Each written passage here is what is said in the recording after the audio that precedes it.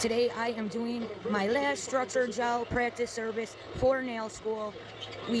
For the gel nails module unit, we had to upload 5 different structure gel services from start to finish, and I have done 4 already. This is my last one. I'm really excited to get it done, and what I'm even more excited about is I have gotten so much faster doing all the prep steps. So I always cover my tools with another paper towel. The prep and the filing makes a lot of dust and debris, so I always make sure that I cover my tools so they don't get contaminated. Every service, no matter what it is, it doesn't matter if it's a manicure, if it's extensions, you cut straight across using nail clippers. So obviously, depending on what service you're doing, if it's a manicure or an overlay, you have to be mindful that you aren't gluing on a nail tip. So you have to have all of the natural nails kind of the same length and shape, so that the overlay is going to look the same, or the polish, or the gel polish. So every service starts with clipping. You always have to ask them if they want the nails clipped, how long they want it, what shape they want. And sometimes it's not really up to them, especially if you're doing extensions. You, the nail tech, have to leave enough natural nail on there to support the nail tip, or to be able to add a form underneath the free edge. So step number 1, trim the nails. Step number 2 is to take a fine grit file and shape the nails. So today I am doing a structure gel overlay. I do not want to cut any length. We'll pretend that this client said, "Oh, I'm trying to grow out my natural nails. I don't want you to cut them at all." And that will happen a lot. But since I'm practicing my state board steps, I am going to pretend to clip. If there was ever a time for your first bucket, Castle stayed relentless, keeping the Spurs within 2. Are you one of the millions surprised by rising prices? So AT&T just raised your rates. You have rights. Stream a phone to T-Mobile and they'll give you $400 when you switch. Plus, get T-Mobile's 5-year price guarantee on your experience plans. I guarantee you won't look back. So then the next step is taking a fine grit file and shaping the nails.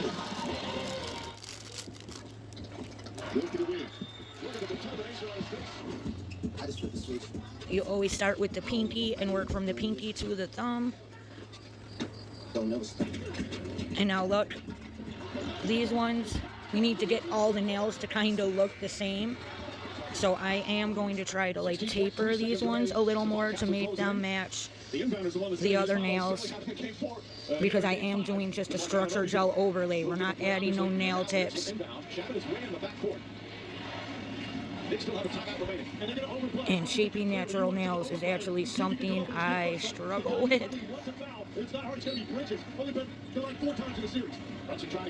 As you can see.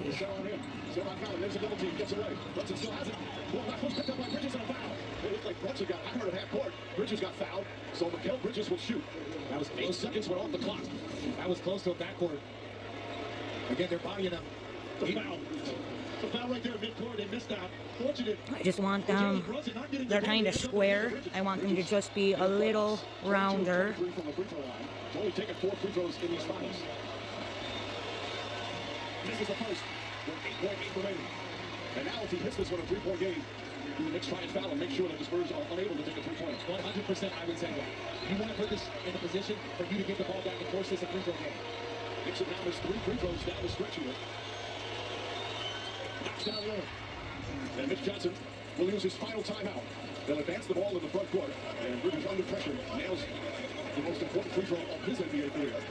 But still the Spurs with a chance to tie it here in the final 8-20. Williams Stretcher does. Well, Spencer Bridges, I can't tell you how tough it is when you rarely go to the line to step up in that situation and even get one. But right now, the San Antonio, I think the Knicks are going to try to foul RJ, force the first catch running away from the basket. As long as there's not a guy moving in with momentum toward the 3-point line, I think you try to take a foul on the catch. And one of those things, yes, on the catch, but you can also tell the officials that when that ball's in the air, you want to foul then. Because that as long as the ball has been inbounded, as long as it's out of the inbounder's hands, then you can foul a person and it's not a penalty. So that way you avoid the catch, the quick shot. And the Spurs very much much aware that the Knicks most likely are going to foul right away, so they'll look to go in the shooting motion right away. That's Wemby. And much like the last set, when they threw that cross-court pass to Wemby, they're looking for that three because if he pops back and he's got any space, he can get that off really quickly. Got to make sure that you don't allow him to get free if you're the Knicks right now defensively. You also, Felix, can't foul too soon because you're going to get away from the play foul, which is one free throw in possession. Wembanyama comes out. Knicks 8.8 seconds away from a championship. Spurs trying to force the game 6, another thriller here in these 2026 NBA Finals. Jeremy Sohan, the former teammate of Wemby, will be guarding him in these final 8 seconds. Castle will inbound. Mark will guard the inbounds. So if they win this, do they win? Yeah, it's over. If they win. Inbound plays have been critical in the last couple of games. So if he starts screaming in 8 seconds, it's because his basketball team won. Still holding on. Brian Harper, and he fouls him right away. With 8.6 remaining, so the rookie will take the 2 free throws. Probably too early for him to make one and miss one. It's getting very close because now there's 8.6 seconds. The Knicks should call their timeout, advance it, and then they would have to go the full court. The San Antonio Spurs would. Because they're out of timeout. Now here's it. When you have somebody like Wembanyama, his ability to get an offensive rebound. Exactly right. And now you're going to see Corny checking in. You got to get somebody right down that block against Wemby on this box out as Harper misses the break. So substitutions. Fournette comes in. Harper, who has been sensational, 25 points off the bench. A 40 now in there, and Towns is fouled out. Wembanyama will look to try and get the offensive rebound. Let's see if Harper tries to miss the delivery. Finds it up, shot, no good. And over the rebound. And he's fouled for Let's fucking go! huge rebound for OG Anunoby. These free throws. These free throws can put it out of reach. That puts the Knicks possible lead to 4 or 5. And Anunoby just went 1 for 2. Overall 3 for 4. Former Knick Charles Oakley, Patrick Ewing, Allen Houston, so many of them here in attendance, hoping to end the championship drought. Oh my God. Remember, no timeouts left. Shada comes in, Bridges comes Gotta in. get this one. Les, you think these Knicks players missing these free throws? They're feeling it. They're feeling the tension, the pressure, how close they are to their ultimate goal. Got to lock in and knock down this one. And if he makes it now, no timeout for San Antonio to the Knicks. You just back up, or you press up and immediately take it down the back court. You don't even have to back. Now, 4-point lead. Here comes Fox. 5 seconds remaining. Fox to Wemby. Wemby tries a three, puts it up, off the ball, and another rebound. Yes! Yes! Yes! Yes! After 53 years, the Knicks are finally NBA champions once again. Yes!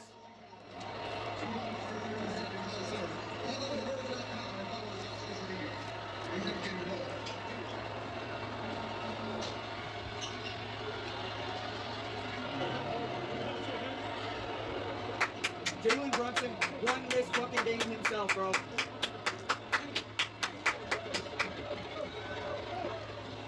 Oh, it's too bad it didn't happen in New York. New York is going to be going crazy.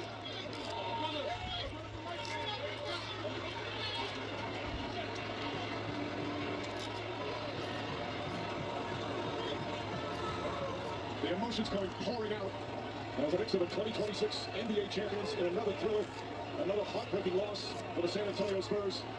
Walt Clyde Frazier, one of the great performances in NBA So players' before history. you put your tool down, you double check to make sure there's nothing you missed or nothing that needs To see New York to City be fixed. on fire for the last few weeks during this playoff run. It has been so impressive to watch. I was drafted in 2001. To see New York City celebrate, to see them so excited, the emotion from generation to generation. These tears are tears of joy, and they are well deserved. You feel the weight, not only just as a player, wanting to get across the finish line. Every one of these guys has dreamt of this moment since they first started playing basketball. But you also feel the weight of the city, the franchise, that fan base right there. So our next step, The dream season if you are doing a manicure, and throughout the tri-state area underway. Every borough. oh yeah, look at that. If this would have been in New York, and the Win trophy would That's still a lot of people that that was just one. There was 5 of them. for it to not even be happening in New York. And for the 8th straight season, the NBA has an So 8th right now champion. is when you would do your soap Today on June if you're doing a 13th. manicure. So 6/13, that's the number that hangs it around. But we're not. So now I would do the cuticle remover. So doing the cuticle remover, you have to make sure that you're not contaminating. These accomplished young men turning to little boys who just realized their dreams have come true. By touching the client in any way and then putting this back in the bottle. If you touch the client with it, Tell you what, it's contaminated. For cuticle removers that are like creams that do not come with the droppers, you would squirt a little on like a nail art palette and then use this to scoop a little up and apply it like that. It's literally the only thing I use these little sticks for. There are no more games left. We can talk about it now. So we trimmed them, we shaped them, now we push back the cuticles. Take your time. Wait a long time for this. I have no words. You wipe it, Everything ever done. Just, you're you obviously wipe very it. emotional. So for the state board, what they're looking for is that you have your fulcrum, I don't know what I feel like. that you're using the right angle, I'm in awe. I don't know. and that you're wiping the gunk off your pusher after every nail. When the championship was on the line, you took over the game, really. Especially in the fourth quarter, 15 points in the fourth quarter. Just what were you saying to yourself about finishing this tonight? My confidence comes from my work ethic. Every time I had the ball, all I can think about is all the hours in the summer. For every summer I had since I ever can remember making this a reality. So, whenever I had the ball, I'm just thinking about just me alone in the gym. And you got to share, you're getting to share this with your father. Just how special You never put a used tool back into your tray. Before you put the tool down, you double check everything to make sure that you don't need it again. We can see it.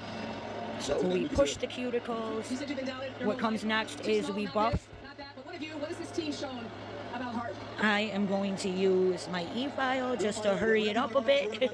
Doesn't matter. State board, no e-files are allowed. So all your prep needs to be done by hand using a file. His mental But toughness is his I am not trying to take an hour right now doing it all by hand. celebration for the Brunson family, a celebration for the Especially when on the state board, you only got to do a couple nails. You're not having to do 10 nails during the exam. I've thrown a lot of passes. Number 10. The thing about a pass is that So these ceramic bits, I am using it on the plastic nail pegs. You do not use ceramic ever on natural nails. The only thing you ever use on an actual person's real nails is the diamond bits. with grit, hustle, and heart. 53 years in the making. Learned well. Champions.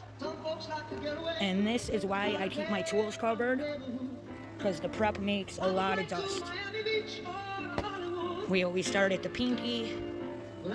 We make sure we have our fulcrum.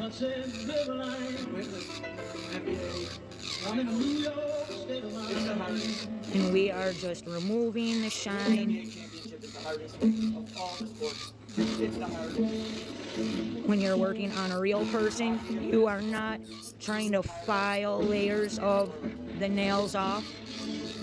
You are just trying to very gently remove the surface shine. And you should not be using anything ever other than a diamond bit. Even sanding bands should not be used on real nails. Not for prep, not for nothing. So because this is plastic, I'm using the ceramic bit at a higher speed. If this was a real person, I would be using a lower speed, like a 3 or a 4, and I would be using a diamond barrel bit to do this. It's just a great thing all of a sudden everyone talks to each other. I love talking to everybody, you know?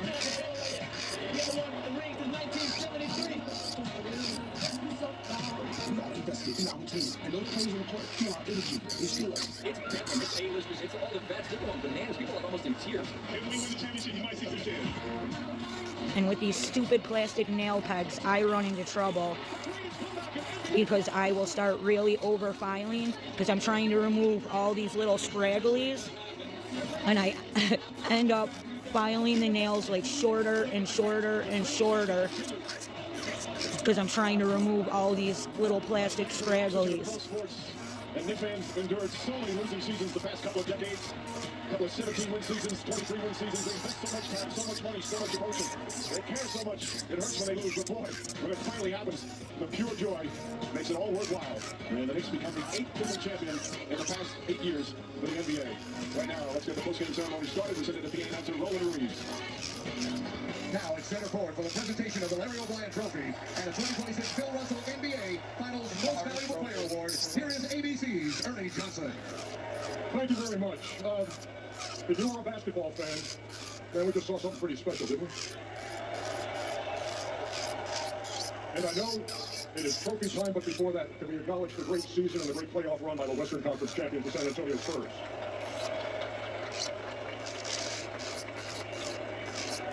But now it's all about these guys. And to present the Larry O'Brien Trophy to the 2026 NBA champions, here's NBA Commissioner Adam Silver. 53 years. The wait is over. To Jim Dolan, Leon Rose, William Wesley, Coach Brown, and this incredible team, congratulations. You're the 2026 NBA champion.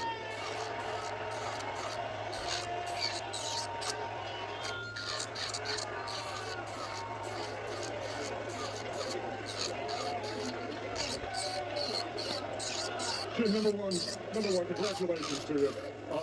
Back in January, you were saying, you know what, I think we should get to the finals, and I think we should win the finals. What did you see in this team in January that thought that you're going to be standing here on this night? I saw a team. We were a team. We've been a team the whole time. But I want to say something to New York.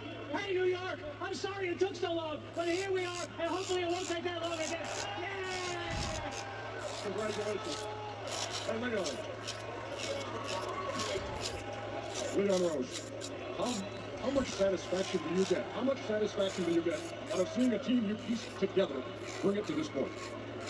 It's really, there aren't really words you can put into what these guys have done, the character that they have, the fight they have, the grit they have, the never say die. It's incredible the run that they've been on. I know the guy behind you right here, Carl Anthony Towns, has said you have instilled a family atmosphere. How did you do that?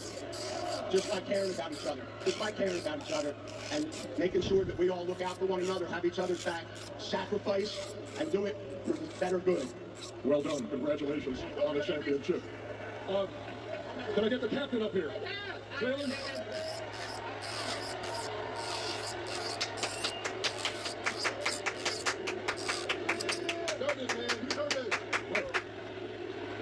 Soak it in. You know how many Knicks have scored 40 in a finals game? One. Now we're looking at them. I was going to get Big Brunson back. Probably not. Hey, look, where does this knack for the comeback come from? What is it about this unit that allows you to do that time and time again? I don't know, for some reason I feel like the game for us starts 30 minutes later than it's supposed to. We don't be there till 8:30, we start at 9 o'clock. Can you express this with half of the city of New York here? No.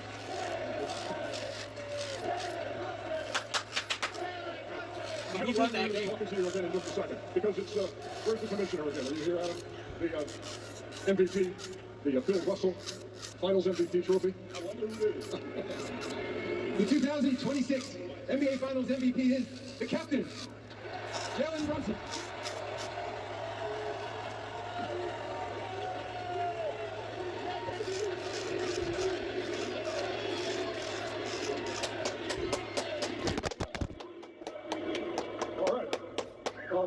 Can I get your dad up here with you for this portion of the broadcast first? That's how you do it. Congrats. For anybody who's a fan of father-son moments, doesn't get much better than this. This is crazy. Couldn't imagine this, but we're excited as a family, as a team. It's just great, man. I have no words. I'm just so excited. You grew up watching this guy. I learned a lot about the game from this man. What does it feel like to stand next to him holding that trophy and the Knicks having this trophy, Bill? It's everything we dreamed of. That's why I came to New York. You know what? Congratulations, man. It's awesome to see. And that's happy for you too, as well. Mike Brown, can we get the head coach up here?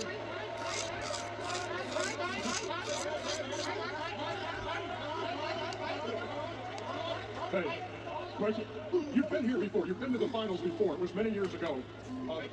I'm thinking you prefer this outcome a little bit. Yeah, little kids are like, what the heck is going on? Alright, so I did it with the E-file. If you do it with the hand file, Oh, man! no matter how you do it, you still got to go back in with the buffing block. 38 of them know what it feels like to win a championship.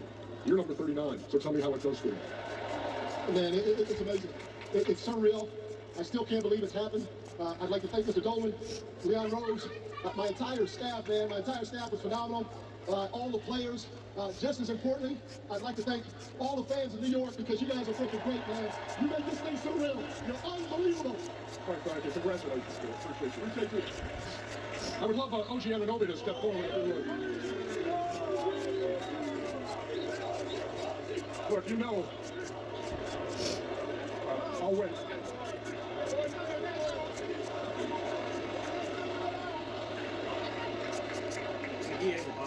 In 2019, you won a ring with the Toronto Raptors. You did not play in that series because of the appendicitis. And now you play such a huge role, and nobody in this joint will forget what happened in Game 4. How special is it to be a big part of this championship team? It's very special, you know. It's what we've been working for the whole season. This is our dream, you know. It was our goal, and we did it. Congratulations to you. I would love to get... Hey, Josh, can you come up? Josh and Mikal Bridges together, please.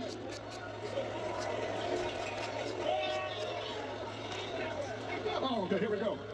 Look, can you put into words, look, you guys teamed up, these Nova Knicks, for a national championship.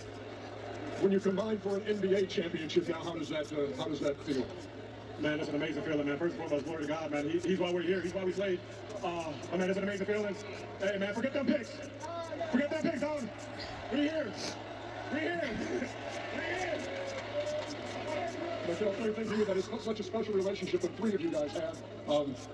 And to finally achieve that and win that championship, put it into words for me. Yeah, it's great. You know, I call What? ever since I've been with them. You know, I've known Nova. It was great. Yeah. All these other guys, my brothers too, man. Without them, we wouldn't be here. So I'm proud of everybody. We're very grateful. And lastly, we will talk to another starter for the New York Knicks. Yeah, I'm looking at you. Come on up here, okay?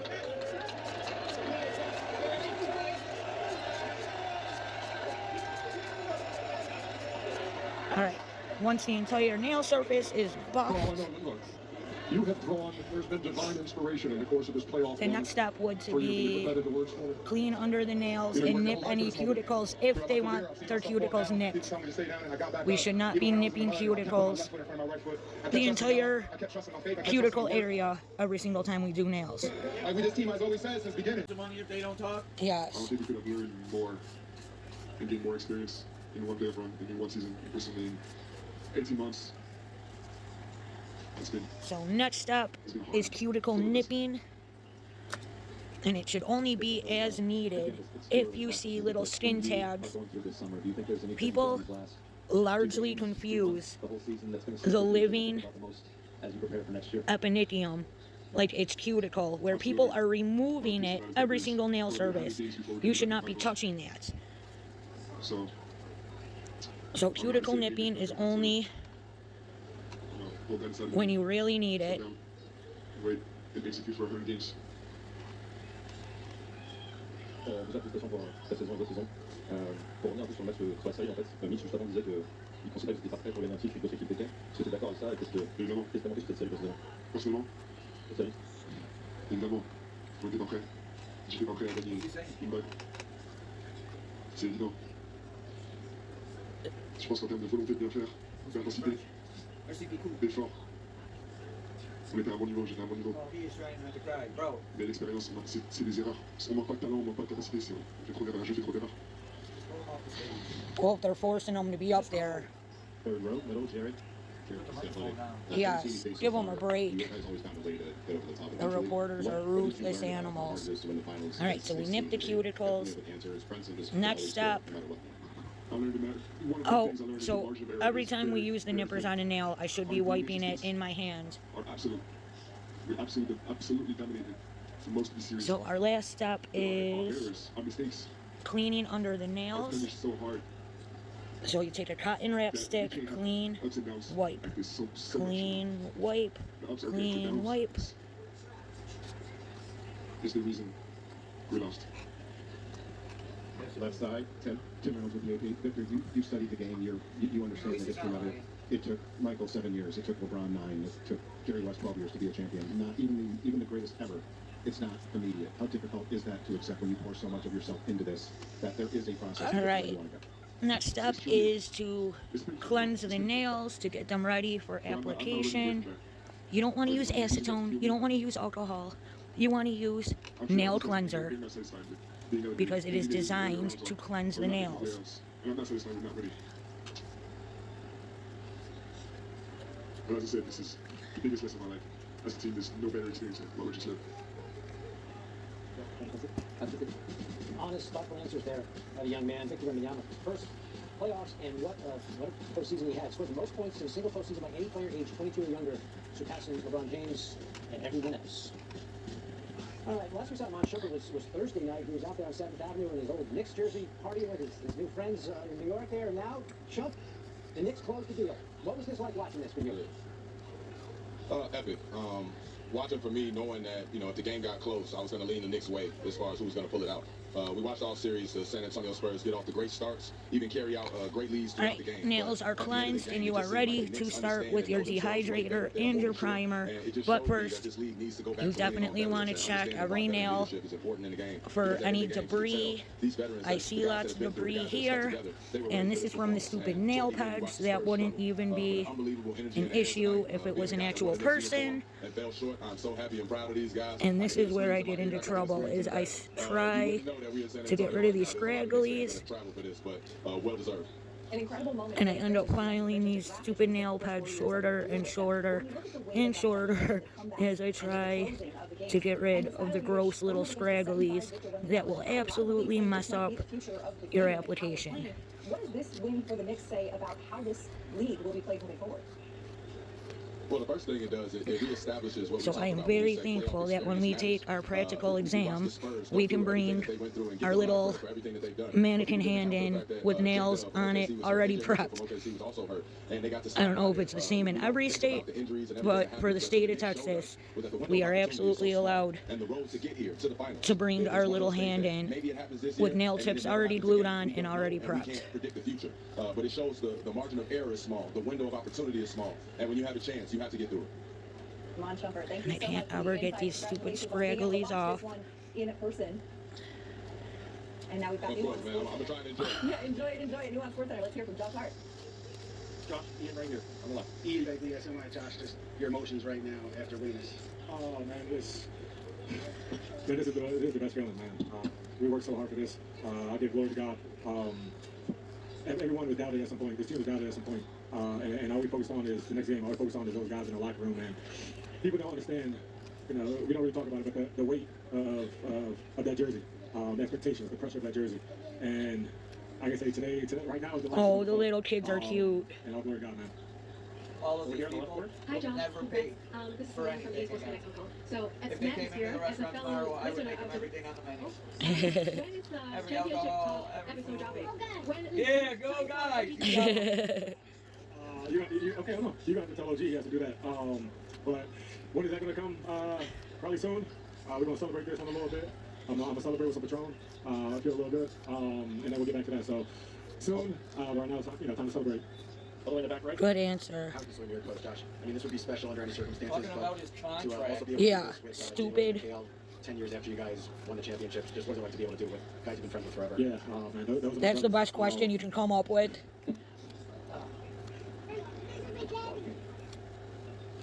His little kids are so cute. We need to tell everybody in New York, right, that we know that they're celebrating. We want them to have a great time. Please be safe, right? Don't get hurt. Don't hurt anybody, right? We're gonna have a parade on Thursday, but we want everybody tonight, right, in New York. Be safe, okay? Celebrate, but be safe. Okay? Appreciate it. But yeah, to answer that question, like I said, those are my Yeah, brothers they for got, life. because they're burning New York City down right now. The whole 5 boroughs is shaking. Yeah, I can't believe the amount of people that were out in the streets when the game wasn't even. Was the smaller one. The one I saw a couple of them. the Queensbridge one.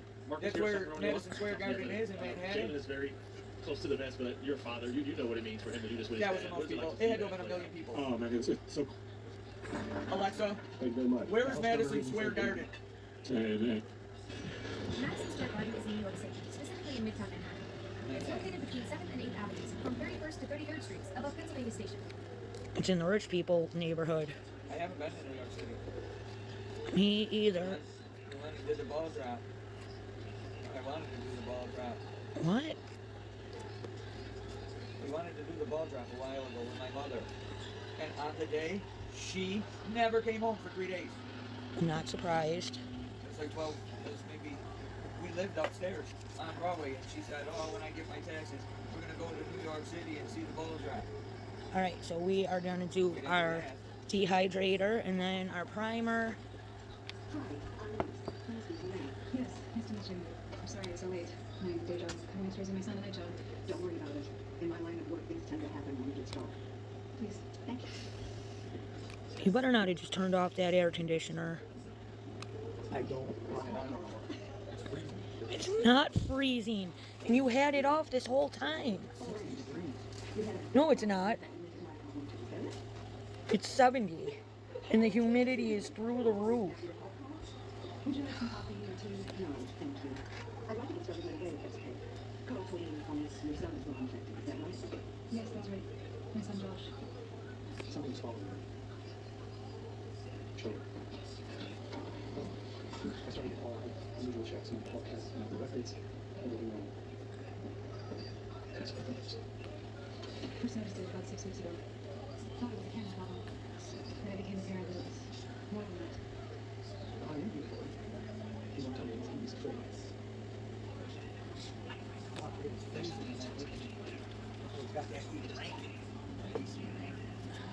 Oh, you gotta remind me tomorrow when I get home from work, I have to turn the furnace off and turn the valve off and do all of the stuff. All right. Alexa, set a reminder for 5 p.m. for me to turn the furnace off. Right away. All right. Call Next Brian up. to turn the furnace off today at 5 p.m. Next up is nail primer. You're welcome. Are you one of the kids arranging this meeting? Here. Go to the tech store. That must be fun. Is there anything you don't like about the music?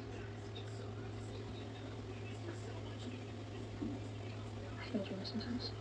What happens in your dreams? I'd like to try something with you, Josh. And my boss. What? The fucking volume on Alexa was over here. And if you just relax. The other day I called, Listen to the ticking. and when I was talking to Terry on the phone, he was hitting the side of the thing trying to hang up on me, and he turned the volume down. When you're sleeping. He was saying, how do I turn this off? And I could see his hand on the side of the thing. Look around. What do you see?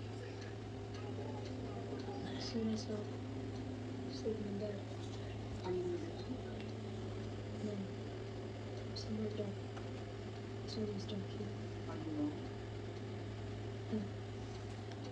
All right. We got the primer on. She says she's a friend. She visits me every night. Next up is base coat. Is she here in this house with us? I'd like to talk to her. All right. We're doing base coat.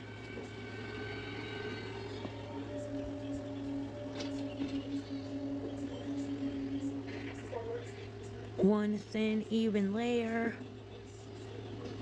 You gotta make sure you cover the entire nail because if you miss a spot, the gel is not going to stick.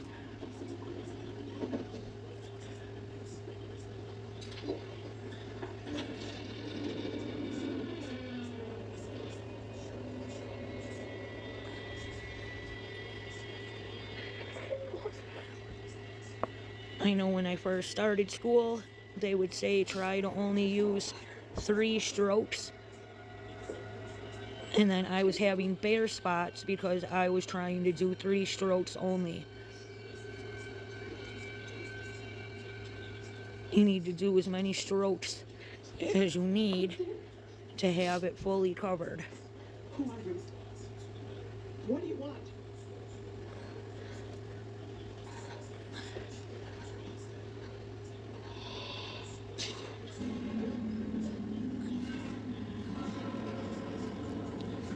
I saw the concept, and it's not a friend. It's a parasite. I never felt such a living presence. It wants to be him. Miss Lambert, I think your son has a unique ability, a gift. When he sleeps at night, he's able to go places, Remember see that things. movie? They said it was going to be a There great is no living movie. person. It was the most awful movie ever. The lady had a person growing out of her head. Yeah. Can you stop it? I can take away his gift to suppress his memory, his ability. How will we do that? I'll show you.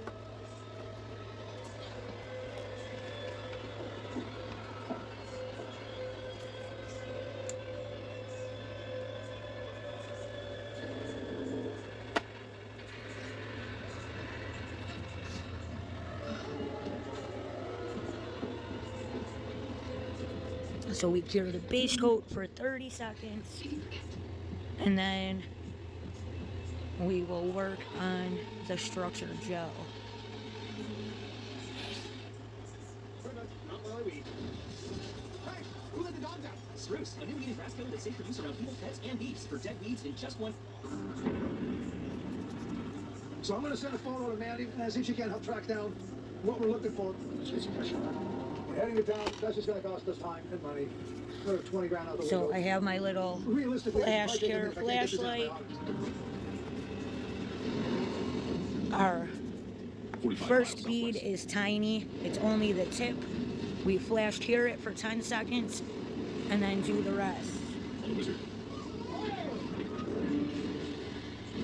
That's going to be tough out here. The weather conditions not being real optimal.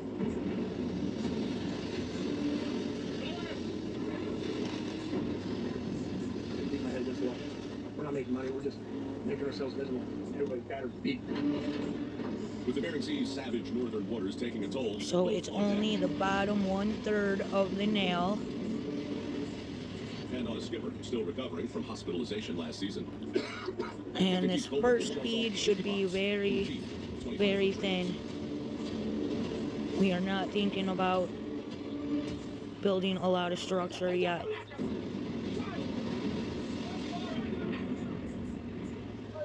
I just, you know what, I can just get through this. I'm gonna calm down and think about my own heart rate.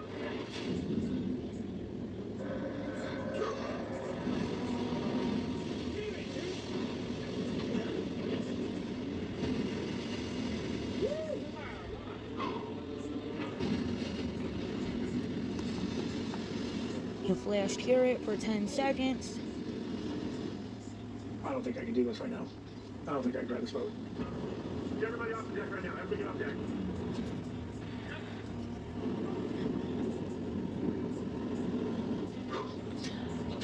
That's all I got. Enough's enough. Let's take this boat to town.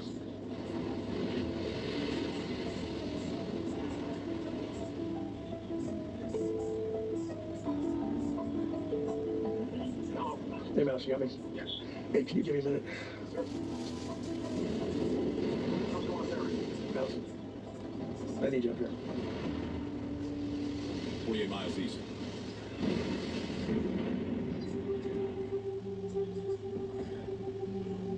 Oh, hey, Mandy. Did you tell about the allergy issue?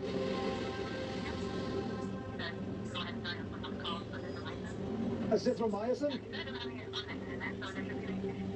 I just gotta go look in the chest and see if we have that, all right? I'll keep you posted. Thank you. All right, I'm out. Clark, we're looking for something called azithromycin. Okay.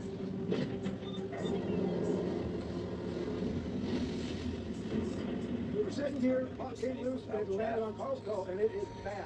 Carl's got an allergy. They did that on purpose. Made that one of the first challenges. Made fire on all of the first challenges, knowing it was going to take them out.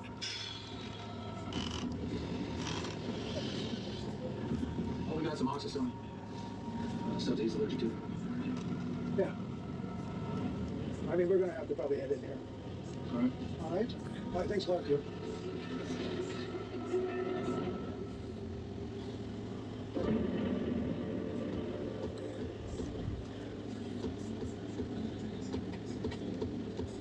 As long as we can find somebody else that's got that stuff.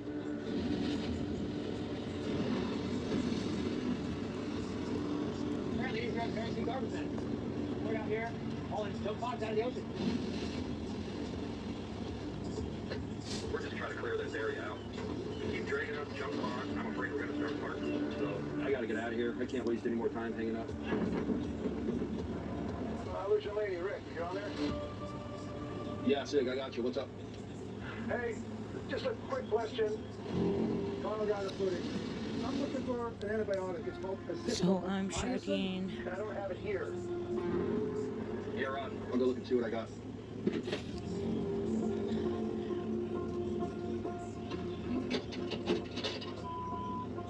This thing took a spill and a half.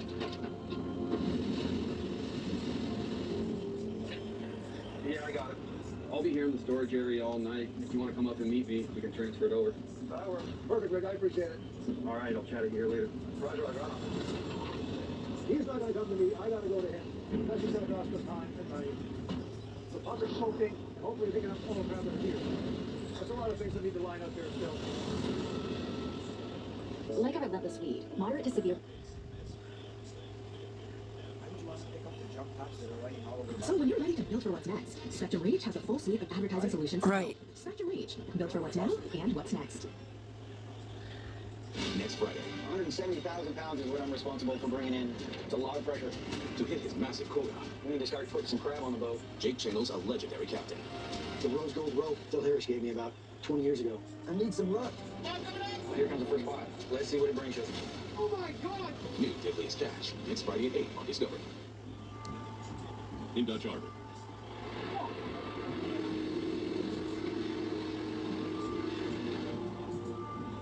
It's amazing what little things get into your mind. I haven't been this beat up in a while. We've got about 25,000 pounds on board. We're talking the worst trip I've ever had, not only for fishing, but also for wet. I almost took out my entire crew with a weight. Mental exhaustion. It's overwhelming. How's it going, bro? Welcome aboard. I haven't been this beat up in a while. Right now, for me, the right call is to hand off the boat to you. I'm with you. Now, it's not. No. Okay, I get it, man. Hang in there. Take care of my girl. I will. And the guys and everything else. Got it.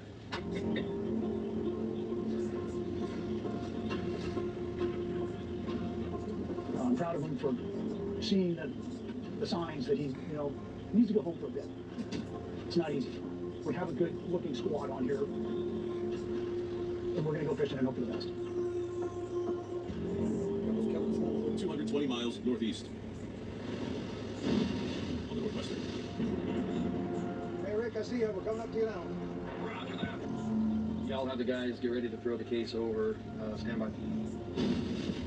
Well, the boat smashed, so The whole front of that boat can go underwater and then come up and go underwater and then come up. But do you not understand all the holes along? Myosin, whatever it's called, on board. Yeah, guys, let's get ready to go. 6 coming up.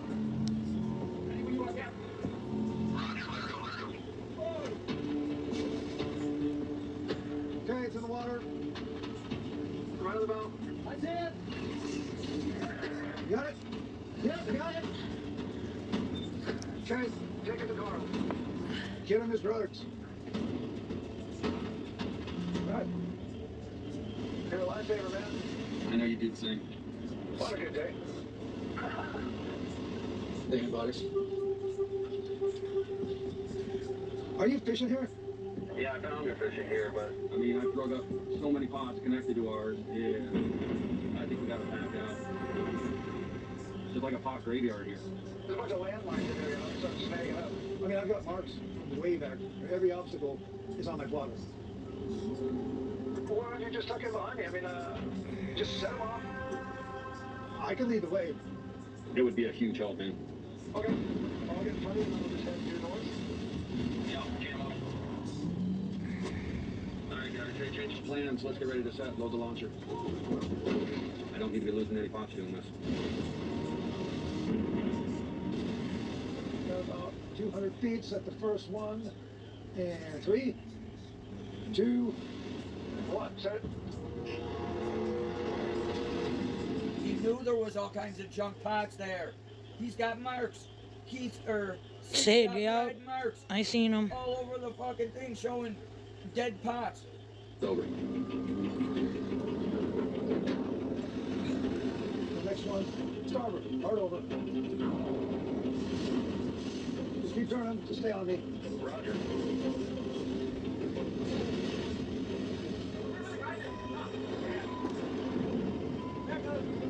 Oh shit. Well, turning it upside down wasn't the best idea. The next one is a little bit to port. Once you straighten out, that's when you're set, okay? All right, port calling you, coming around. Didn't even mess it up that bad. I have to stay as close as humanly possible without putting my bow into his stern so I don't set in the wrong spot.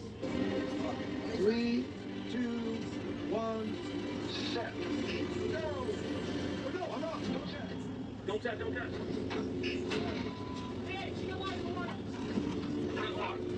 Look at that here.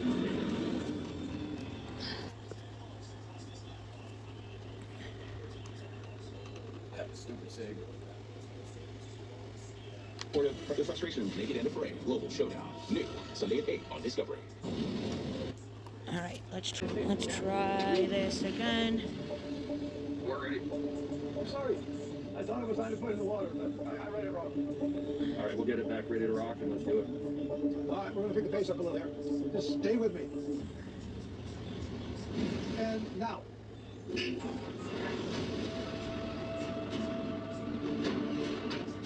Port, 30 degrees.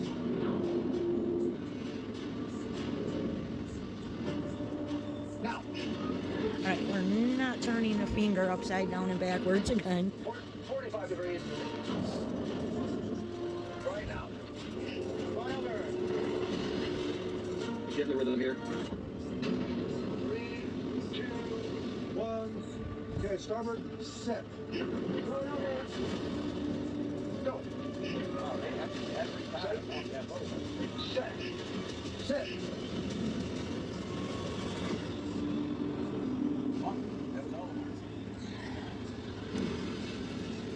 All right, Sig, that's the last one. Thank you for the help.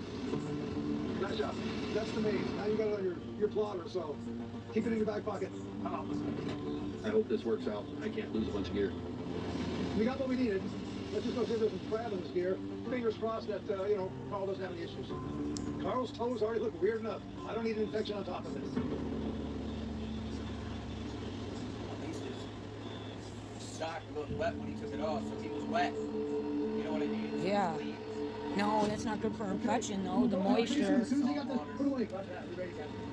We got all Captain Munchie's back. All good at it. Sky's the limit, baby.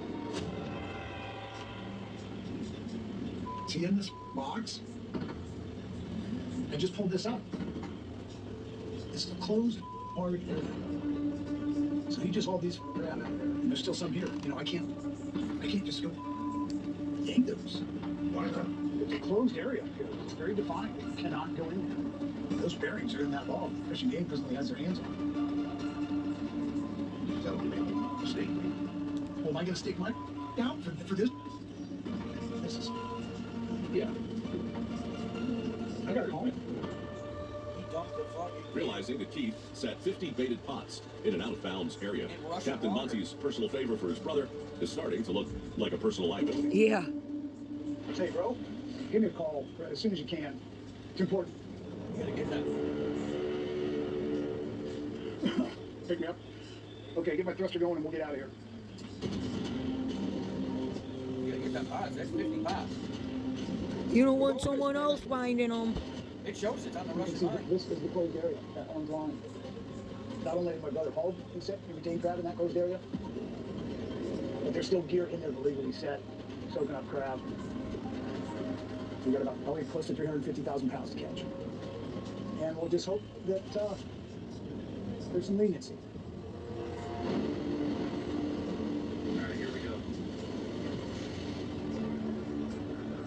Bad weather. I mean, it's just been kicking our ass. We're gonna find out if this path Sid led me on is gonna get me some. Yeah. I'm gonna catch a bunch of lost Just look at the orange line where it's Russia, and he's right on it, and all the pots are on the other side of the line. And I mean, he was talking, saying, I'm going to go right along the edge here. They all posted on the other end. Good morning. Wow. You.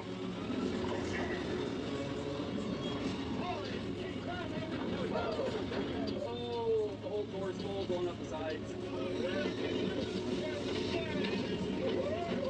There we go, baby. Oh my gosh, hell yeah!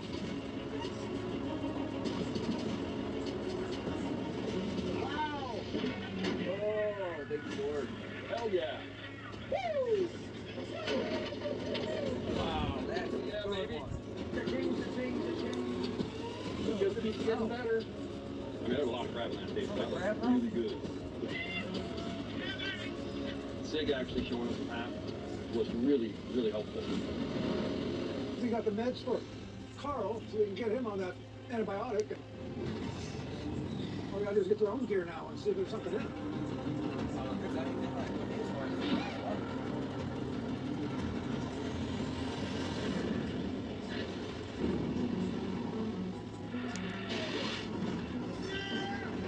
That looks good. That's what we need.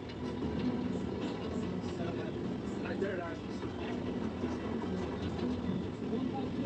Oh, yeah, we're in it. That looks good. That's what we need. They got two different kinds of crab in the same area. Oh, I'm sure that happens. I can try to go out there. I just don't want to let them haul short-handed when the weather's this bad. No, I think if I drop something on my toe, I'm still fine. Yeah, there we go. Just be careful. Yeah, but I think there's rules. First-hand knowledge that there's something out there beyond death. Yeah, that he probably can't let him. He could get in trouble for letting him work with an injury or something.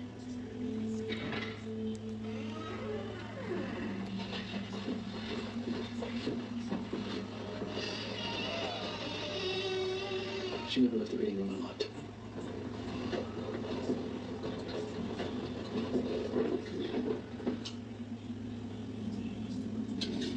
You first. Wow, there's That's a a lot ninja of there. shows I haven't watched. I know, I want to watch those storm chasers.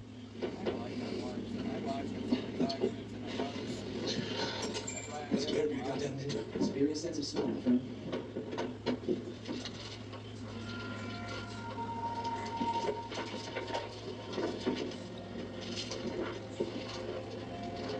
You know what? I don't think we should be down here. Let's go back.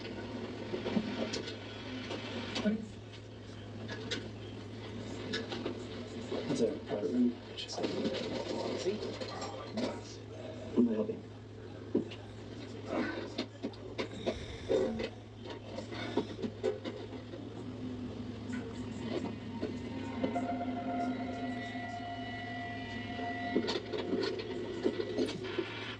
Hi, Josh.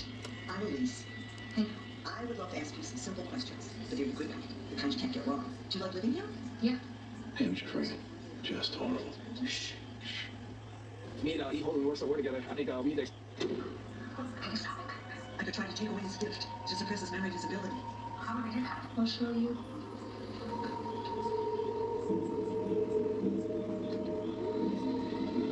Who the hell's he talking to? I could try to take away his gift to suppress his memory disability. How would I do that? I'll show you. Right there.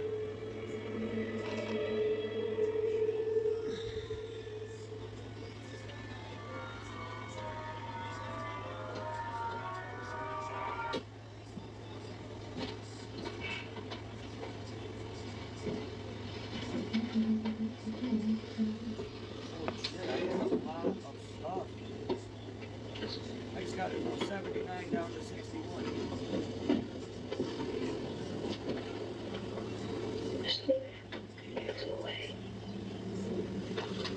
Please don't leave us again. Straight out of science fiction. Bison bone. Better than nothing. Coyotes are always on the lookout for an opportunity. Now, is his arch rival, a red fox, onto something?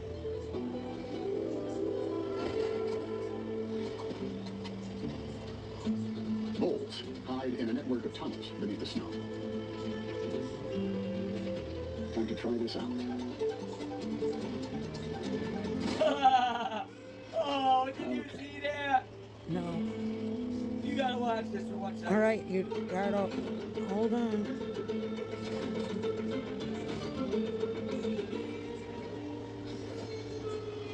The fox made it look easy.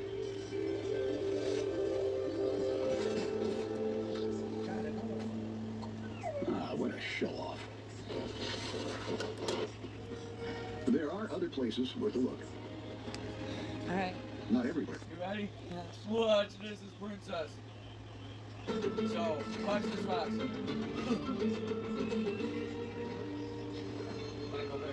The fox.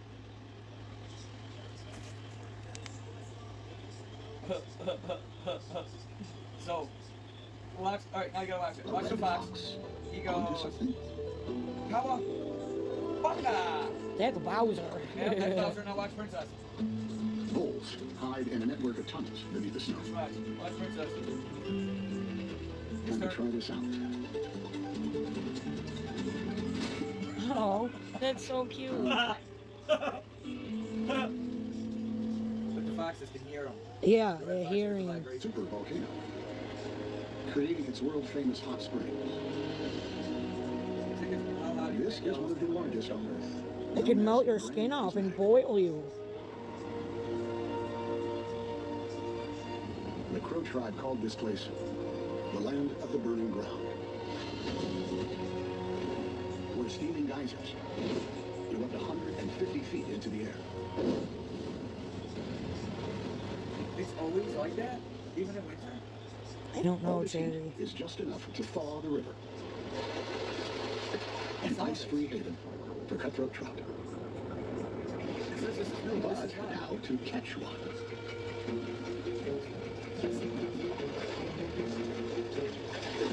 Maybe stealing dinner would be easier, if you can get close enough. But river otters work as a family. Combined, that's more than 100 pounds of angry otter.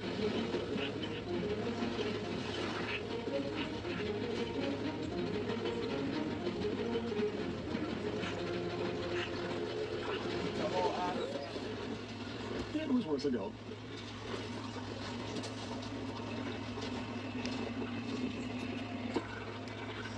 Now, he's on thin ice.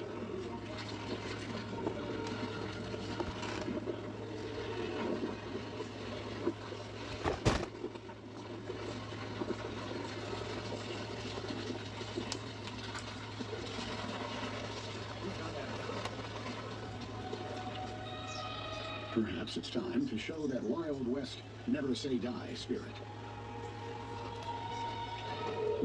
And try fishing for himself.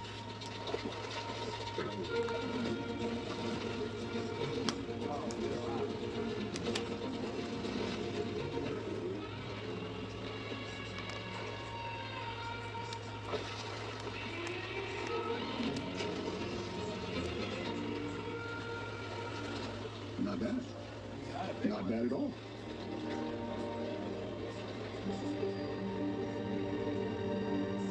Here, there's always somewhere to warm up.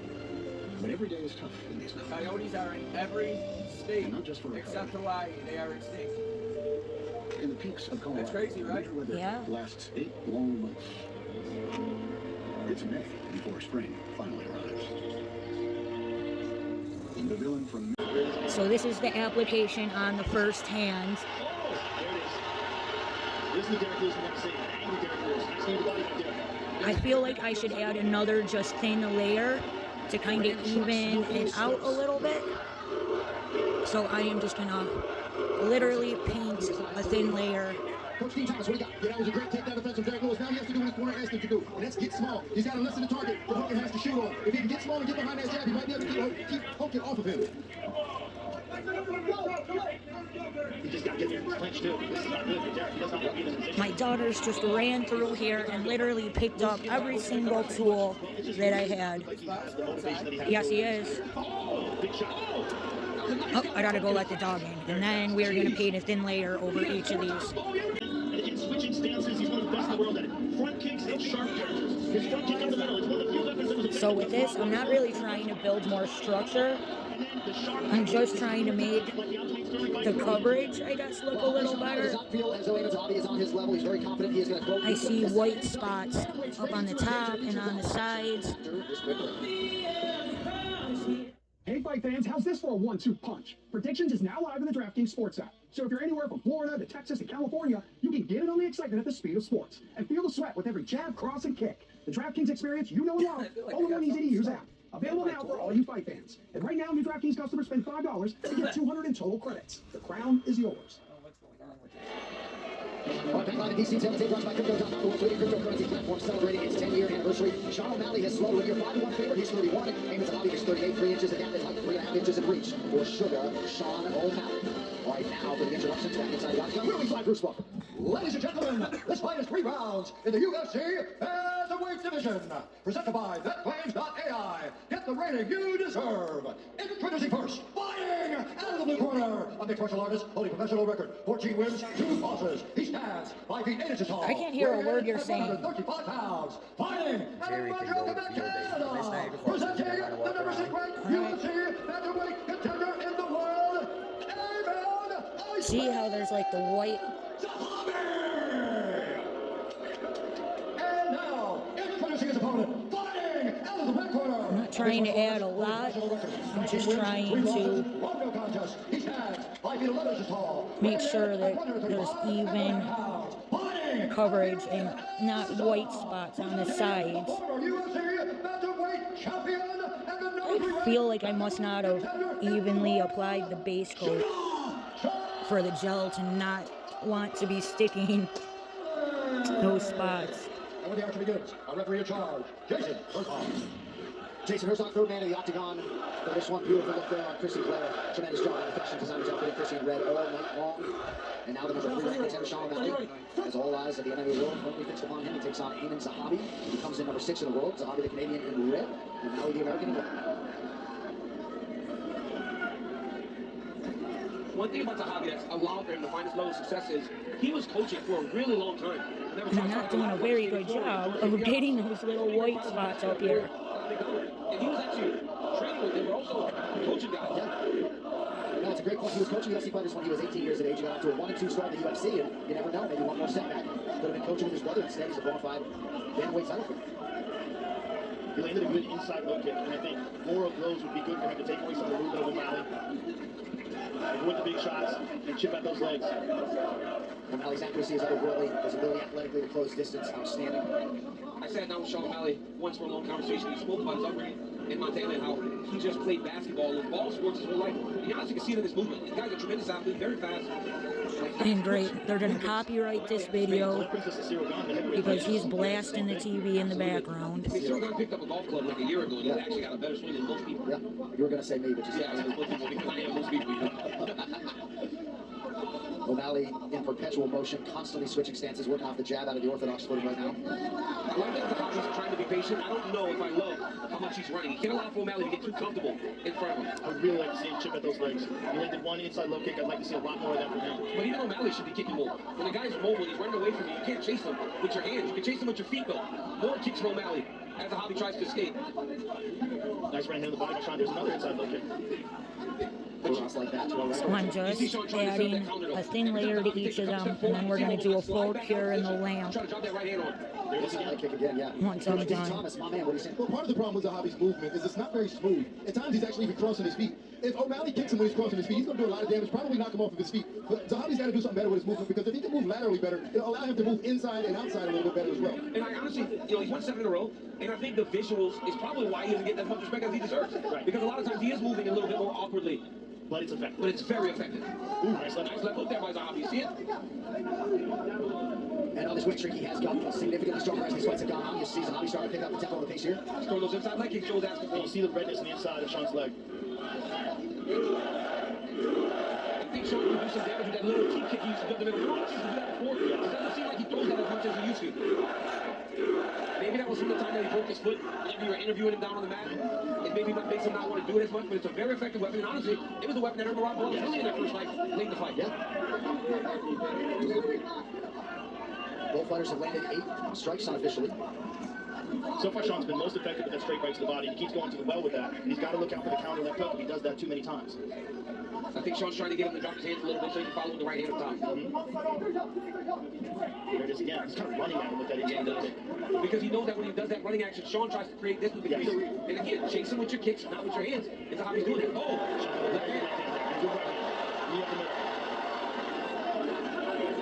Sean's starting to find his range towards the end of the round. Oh, there it is. All right, nice flurry from from Sean O'Malley late in the round. One round down, potentially 2 to go. Back in 30 seconds. Stay close. Oh, that's the perfect warm-up. Okay, whose bag is this? Sir, can you come with me, please? What's up with Jerry? He used his Bet365 sign-up bonus, and he won on that UFC fight last night. He's been raised like a winner ever since. Who finds defendant not guilty? Okay, Jerry. Oh, no, he's guilty. New customers bet $10, get $365 in bonus bets. A bit harder, so just be active fast. Reste dessus, Lockton. On finit les rounds forts. So on top, tu vois tout. You see everything. Hang on, c'était coupé contre sa boxe, là. On June 21st, explore what it means to live as a double agent in the Paramount Plus original series, Agency, Twice the Lies, Twice the Risk, and the lies between ally and enemy blur like never before. Starring Michael Fassbender, Jeffrey Wright, Jodie Turner-Smith, and Richard Gere. Don't miss the Agency. All episodes streaming June 21 on Paramount Plus. The legendary Hall of Famer George St. Pierre, also in the corner of Payment to Hobby to our right. He's landed 2 more of those inside low kicks. And you can't take too many of them, especially he's landing inside the knee. He buckled the knee of Sean, limit his movement. Looked like Zahabi got a nice right hand through a moment ago. Tim Welch, outstanding head coach on the other side, really liked the feel out round out of his guy in round 1. Oh, nice double jab there.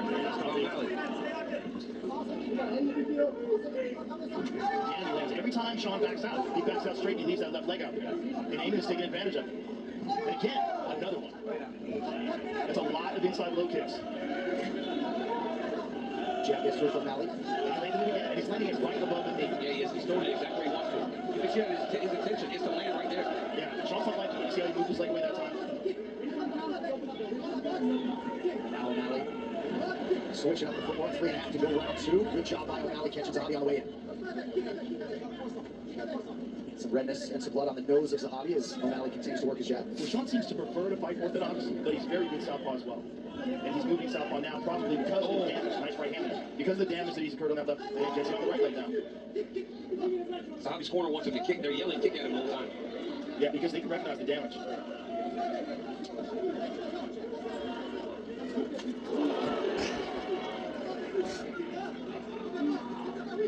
Zahabi came in tonight with a high significant strike defense among active bantamweights north of 70%. Ooh, that combo landed there. It was fast by O'Malley. But an inside low kick and an outside low kick by Zahabi. Well, you can see that Sean is now reacting to when he thinks that kick is going to come.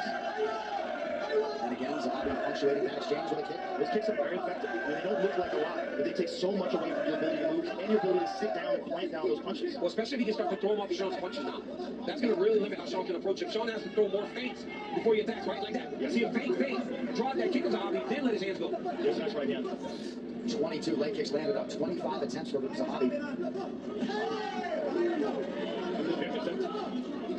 But O'Malley's hitting him with some beautiful shots, a lot of jabs. Boy, can't miss with that kick. The stump is the only one I don't see a nice line of lights. Partially blocked by Zahabi, there's another kick.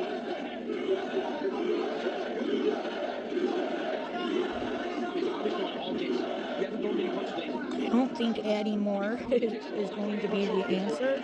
Maybe I should just add a little more down here.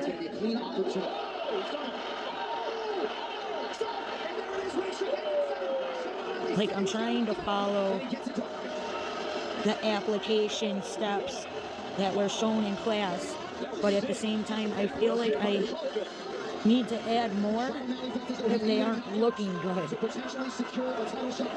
He's got that head-to-head win over the reigning champion Young. Huge win for Sean O'Malley as he holds the title. I want to see it again. That was clean. That was clean. And with this mannequin hand, literally every time I try to turn it upside down to like level it out, I break the fingers off and like ruin the entire application. Goes out, hit with another clean, and then he gave the salute as he was falling. Oh my God. That's really nice. It's beautiful. Can we please see it again? I mean, Joe's sitting here waiting. I want to see it one more time. Here it is. Hold it right to that one. Straight left. And here it is, the second one, and there's the right hand. Boom. And this is where it is. Oh my God. Beautiful. Straight left, bam. Eamon gets up. 1-2, big, big. Salute. That was crazy.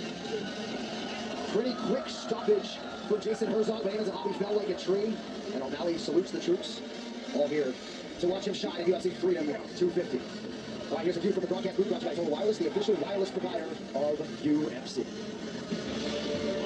Huge moment for the superstar Sean O'Malley. We will talk to him next as the fight card rolls on from our nation's capital.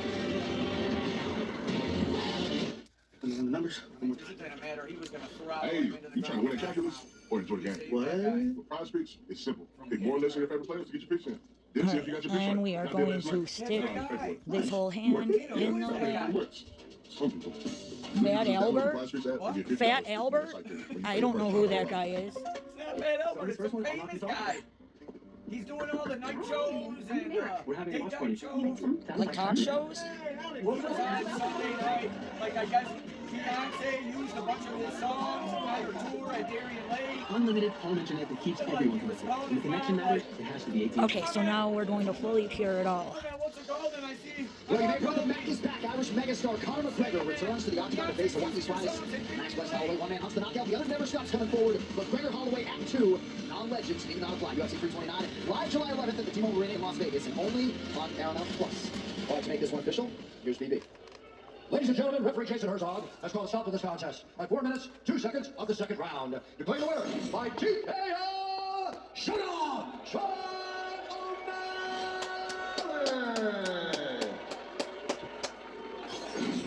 Congratulations, sir. Ladies and gentlemen, I'm here with the winner, Sugar Sean O'Malley, with I think a historical first walk-off salute KO. How good does that feel?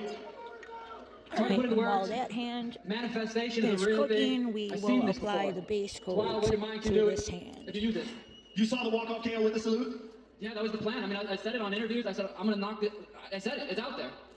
Well, it was absolutely beautiful. And let's take a look at it on the big screen. It seemed like he was troubling you in the first round with those inside low kicks. I got but to you get found my your phone range. hot You here found your range in somehow. beautiful fashion. Alright, so we're going to do a thin layer of base I think coat. the universe would like to see that fight. I know you would love to see that fight. I would love to see that fight. I just want you to enjoy this victory. Congratulations on an amazing performance. Shout out everyone at the park. I fucking love you guys. I felt the energy in here. I truly felt the energy in here. Thank you guys. Thanks everyone. Dana the fucking gangster. Ladies and gentlemen, Sugar Sean O'Malley. Yes, Dana White is a gangster, and Sean O'Malley referencing the 80,000 plus on the ellipse, right? So we got the cans on. We can't necessarily hear what's going on not far from here, but here's the reaction on Sean O'Malley.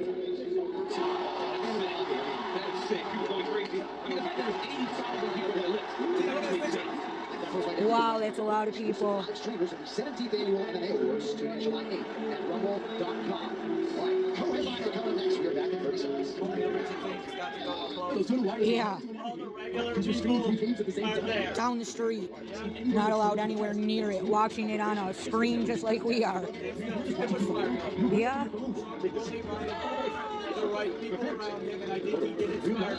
Surrounding the outside with nothing but darkness, maybe first power, whatever.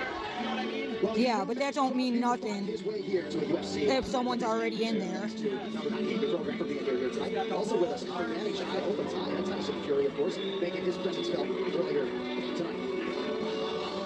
So every time I post my homework videos and this shit is blasting in the background, I'm getting copyright infringement. Okay, do you have to pay for this tonight, or was this one free? No, this is like the biggest. I know, but I think maybe that's what it is when it's these stupid paid ones that you're doing. Yeah, something. But it did it on the basketball one last night. 250 co-main event with the interim title on the line. But it does that when we're sitting here watching freaking 90 Day Fiance or Naked and Afraid too. Poatan has built his legacy on devastating knockout power and big performances under pressure, and now the president believes history awaits as he attempts to become the UFC's first ever 3-division champion. But standing in his way is the former interim champ Cyril Gane. The Frenchman is widely regarded as one of the most skilled and athletic heavyweights in the sport. He combines elite footwork and speed rarely seen in the division. Using his sniping striking precision, Gane is intent on reminding the world why he is heavyweight's biggest threat. History is on the line in this one, and so is the interim heavyweight championship. UFC Freedom 250 continues on. John, I'll throw it back to you. All right, MJ, thank you very much. Well, join the National Medal of Honor Museum Foundation's mission to inspire America and experience the National Medal of Honor Museum in Arlington, Texas, where most of exhibits bring to life the stories of ordinary Americans who took extraordinary action in the service of others. By becoming a member, you join a nationwide community committed to preserving these legacies and ensuring their stories of character, courage, and service continue to inspire Americans for generations to come. It's literally 2 states below us. And earlier this week, Because it's UFC hot. President CEO Dana White posed for pictures with some of our Yes, we had rain and shit, but the oldest living medal recipient. it's the same exact weather as we get. It's one of many in attendance here at UFC Freedom 250. I forgot about the special belt. On anything. Predictions. He's got this special belt. Remember I told you about it? It's Made specifically for this event. It's like a fucking $500,000 belt. Well, it's a fucking On the way home, waste of ridiculous money. It's made of pure gold. But hey, and platinum. if the UFC is paying for Yeah, it the winner gets it. and not Trump, I don't know if the winner of this one or the winner of the main event. But these both are main events. Yes. We didn't tiptoe onto the world stage. Hell no. We were born loud. Liberty is loud, baby. all right. So now we just do the tip and flash here. In loud we trust. And just flashed here the tip. Welcome to Sleeper MMA Picks. Pick your fighter. Oh, you gotta sleep. Winner. Victory. Make picks on MMA, boxing, or any other sporting event. New user offer. Get $20 entry credit. No deposit necessary. No disrespect, Max. You're not gonna lay a glove on me. And even if you do lay a glove on me, I'm gonna laugh in your face. It's another world here against me, and it's another world at this weight. I'm gonna come out of this belt unscathed and in all glory. We talk about ancestors, we talk about warriors, brother. I'm a Hawaiian warrior, brother. I'm gonna flip your face over. I'm gonna lick your face. Brother. I already know this, brother. Joe, Max is Mystic my Max, child. brother. Welcome to the Joe, Mystic Max is my Max era, child. brother. Welcome back. Excuse me, Welcome back. Max is Mystic Max is here. Return of the Max, the live living. A bunch of brothers gonna get laid on that pretty face, brother. Keep it clean for me. I'm gonna bust the things off my hands down. Max, I'm gonna bust You you ain't out gonna of my bust. hands We saw down. last time what happened that you didn't bust me. You ain't bust me. Angry. Child, quiet. Come on. Joe, Wait, we're gonna come out of this fight unscathed. I don't respond to Tina. My name is Mom. Scott, what do you have from Joe Rogan? Good news. You'll hear the entirety of that interview that Joe did earlier today on the post show later tonight.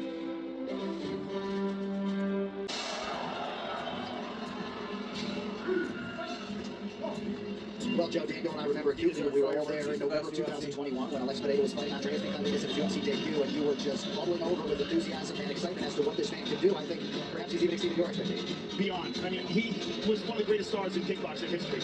Two-division simultaneous champion, and it was the way he was winning.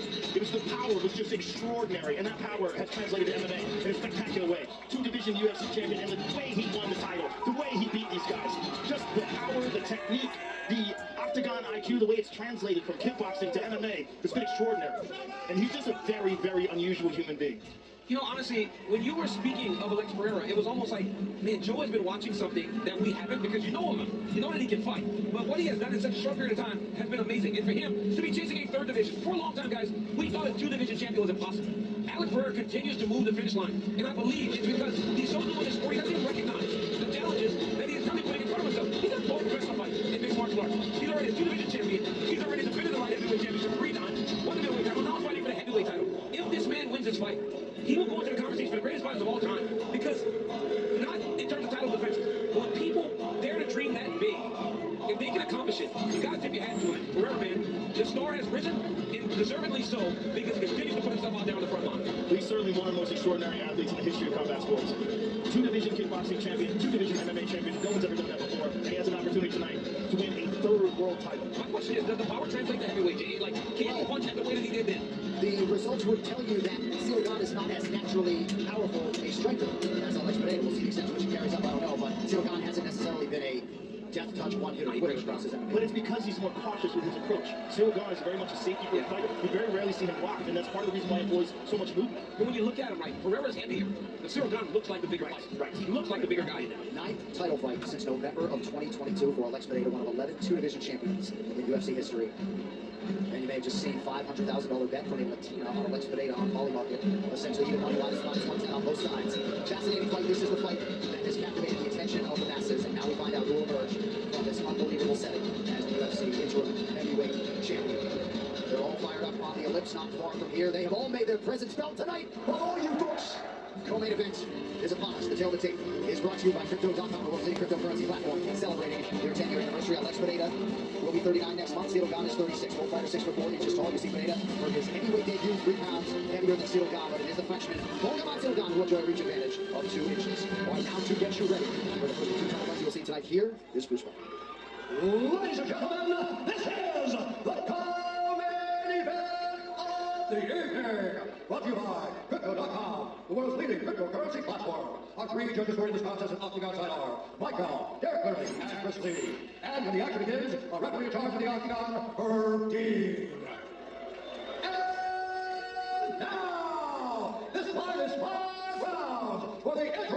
UFC Heavyweight Championship of the world. Introducing first, fighting out of the corner. A big martial artist holding a professional record, 13 wins, 2 losses, 1 no contest. He stands 6 feet 4 inches tall, weighing in at 248 pounds. Fighting out of Paris, France. Presenting the former interim UFC Heavyweight Champion and the #1 ranked heavyweight contender in the world, Cyril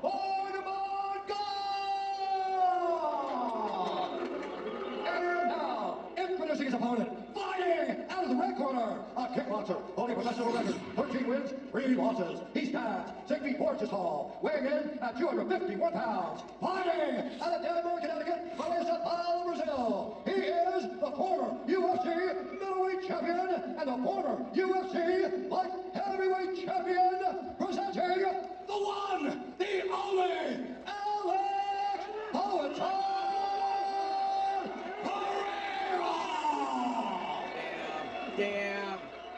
Damn.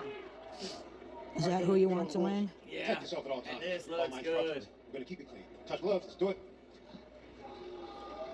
So Alex Pineda trying to hit that rarefied air as a 3-division UFC champion. Thank you, Red De La Cruz. So Gon figures to have something to say about that. I love title fights. It's the best thing ever. All right, I poured you iced tea. A pick'em fight.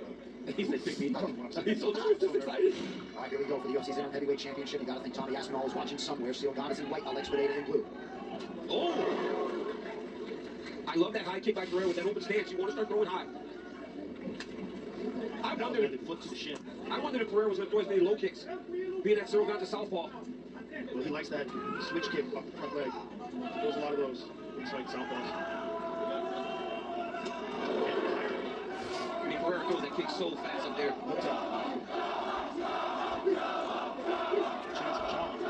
One of the things that Guerrero will do at times when he gets hit, he starts pressing so much that he doesn't necessarily pay attention to the defense. Right. So he can be open to some shots landing. Hi. What do you want? A piece of that cake? Yeah, I mean, Guerrero pressing Gon back like that is crazy to me. Former middleweight champion. Former 2 years ago middleweight champion. It looks like he put 40 pounds in his ass. Yeah, that lower half carrying a lot of weight. Crazy. Alex Pineda. A lot of deadlifts. That's where that power comes from.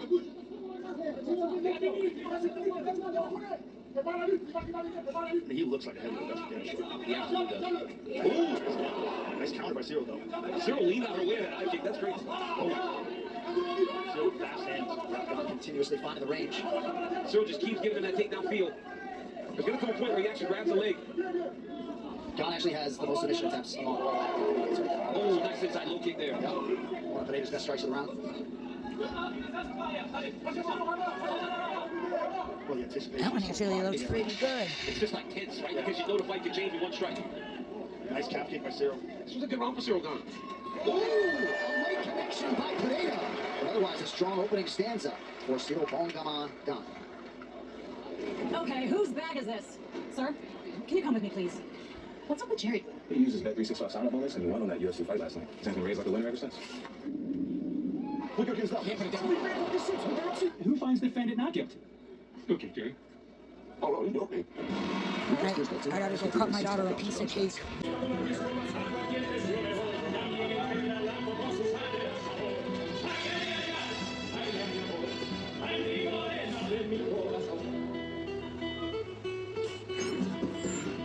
Flanked by Medal of Honor recipient Sergeant Major Thomas Pat Payne and New York City first responder Paul Giacomo.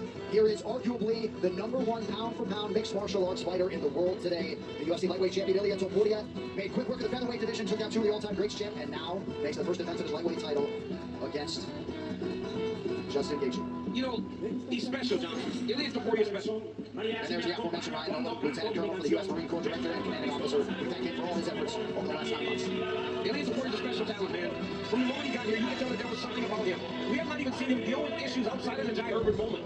But even in that fight, he just beat the crap out of him once he got back up and went to working. He has had some tremendous performances, but I remember being in Jacksonville and watching him beat Josh Evans, and it was so thorough, and he did it in so many different ways. I was like, wow, this kid is going to be a world champion, and that confidence that he has, that's not fabricated, that's not fake. He really does believe that he is that good. He walks around here with a confidence that is unmatched by anyone, and how could you not be? When you have put together what may be the best 3-fight run in the history of the UFC, when you do what you did to both Max Holloway and then Charles Oliveira, all back to back to back, and now Justin Gaethje stands on the doorstep. If he can do what he says he is going to do, if he can knock him out in the first round, it'll be hard to not consider Ilia Topuria the number 1 pound fighter in the world.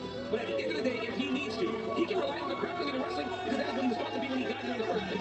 He's so good in so many different ways. You can follow his training on YouTube, and it's so intelligent and so thorough, and he puts every ounce of his soul into every day of training. You can see the results inside the octagon. They've been nothing short of remarkable. Maybe the greatest 3-fight run in the history of the sport. Knocks out Alexander Volkanovski, knocks out Max Holloway, and knocks out Charles Oliveira. I don't think there's ever been a 3-run victory streak that compares to it. He is the next level of the current generation, and the current generation is the greatest level we've ever seen in the history of the sport. And oftentimes he is fond of saying it's what they want to do versus what they are going to be able to do. We're talking about a lot of these athletes on the highest level of the sport being a picture of composure and poise in advance of these, what Gaethje calls traumatic life experiences. And this dude calls his shot, backs it all up, has his celebration dinner the night before he knocks out Charles Oliveira. And you're looking now. Yeah, he had a celebration dinner last night, and he was supposed to infuriate his opponents. But then when he wins afterwards, like, what can you say about that? I mean, the dude is truly remarkable, and it's a true honor to get to watch this guy perform. In every sport, you're going to see the next level with each passing generation, and that's what we're seeing right now in this sport. Ilia Topuria is standing in front of Charles Oliveira, a lightweight champion that had went on a streak of victories, defending that belt in such amazing ways, and literally looked him in the eyes and said, "I'm sorry it had to be you. I'm sorry it's you." That's crazy. Well, his belief is unshakable. It's because of the work, because of the results, and you know, we're all very excited to see what happens tonight. And his brother Alexander Topuria, as you guys well know, is a UFC fighter who has sacrificed to such an extent his own MMA aspirations because his brother's so darn good. And the focus is on the lightweight champion, El Matador, Ilia Topuria. All right, tonight's title fights are presented by Crypto.com, the world's leading cryptocurrency platform, celebrating its 10-year anniversary. These insights are brought to you by UFC Insights Engine built with IBM Watson X. A lot of numbers upon which you could drop Ilia Topuria's later to knock down in 6 straight fights, longest active streak in the UFC. All right, here we go. Your championship talented brought to you by Crypto.com, the world's leading cryptocurrency platform, celebrating its 10-year anniversary. Justin Gaethje is 37. Ilia Topuria 29. Gaethje has 4 inches in height. Let's go down to the reach where the American fighter will have a reach advantage of 1 inch. Gaethje, the interim champ. Ilia, the UFC lightweight champion. They will unify the lightweight titles with the White House in the backdrop. The main event introductions, first fight. Ladies and gentlemen, this is the main event of the evening. Sanctioned by the Association of Combat Commissions. Our 3 judges scoring this contest of Octagon side are Ben Cartlidge, Derek Cleary, and Sal Diamato. And when the action begins, our referee in charge of the Octagon, Mark Goddard. Tonight's main event is brought to you by Superfile, protecting your files from hackers, cyber criminals, and that guy who uses the word password as his password.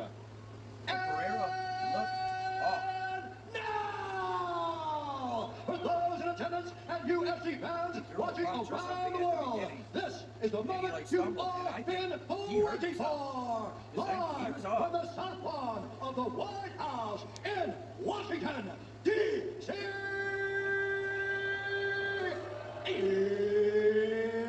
It's time! 5 rounds for the undisputed UFC Lightweight Championship of the world. Introducing first, fighting out of the blue corner, a mixed martial artist holding a professional record, 27 wins, 5 losses. He stands 5 feet 11 inches tall, weighing in at 155 pounds. Fighting out of Denver, Colorado, by way of Sanford, Arizona. He is the former UFC BMF champion and the 2-time interim UFC lightweight champion, presenting the challenger, Justin the Highlight Gaethje.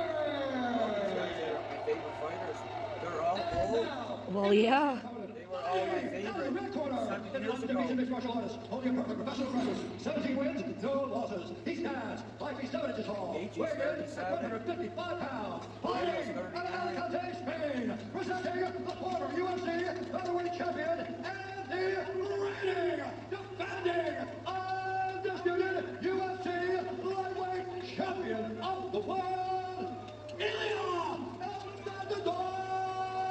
Topuria.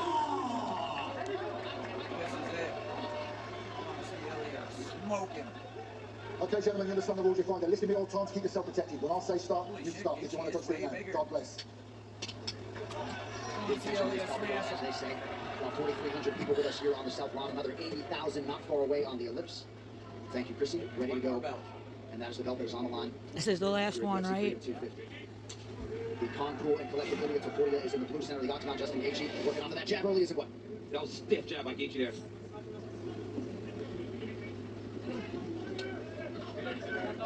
Topuria walking him down. Gaethje's jab being hurt from early. That's 3. Nice low kick by Ilya. Nice uppercut by Gaethje.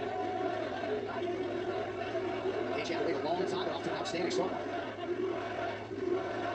It's almost like Topuria doesn't respect what Justin's throwing at him. Oh, nice leg kick. That's another one from Topuria. Justin needs to throw his leg kick.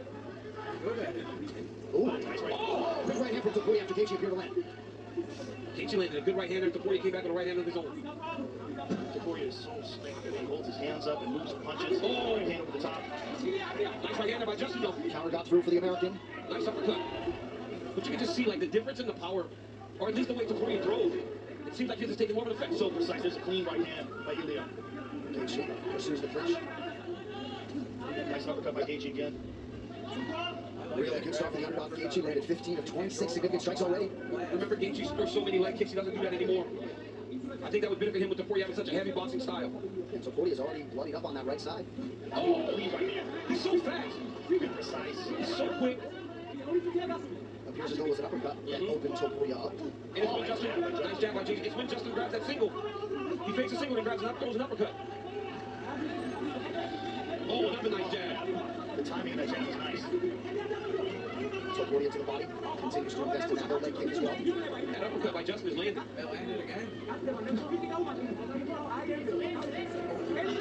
Gaethje particularly sharp early. Topuria closes the distance. Right hand partially lands for Gaethje. Oh, I love the jab. These trading jabs there. Oh, that one turned out good, besides for the top bottom. Oh, another uppercut there tight. When Topuria closes the distance, Justin grabs his leg and then throws an uppercut in the middle.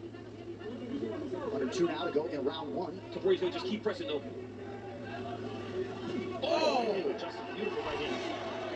Couldn't ask for a much better start for Justin Gaethje. Closed plus 350 or so. Trading at 29% right now. Oh, a big right hand for Gaethje. Huge opening round so far for the challenger. Oh, but you always know the danger is always there for Topuria. But as you get damage put on you, you lose power. Topuria got to keep going. Oh, right hand. Topuria and left hook behind it. Gaethje slid followed up with his own offense. Now to the Left hook by Topuria. Inside. And Ilya just throws hard whenever he gets in close. He talks about his ability in the pocket. Oh, good trade early.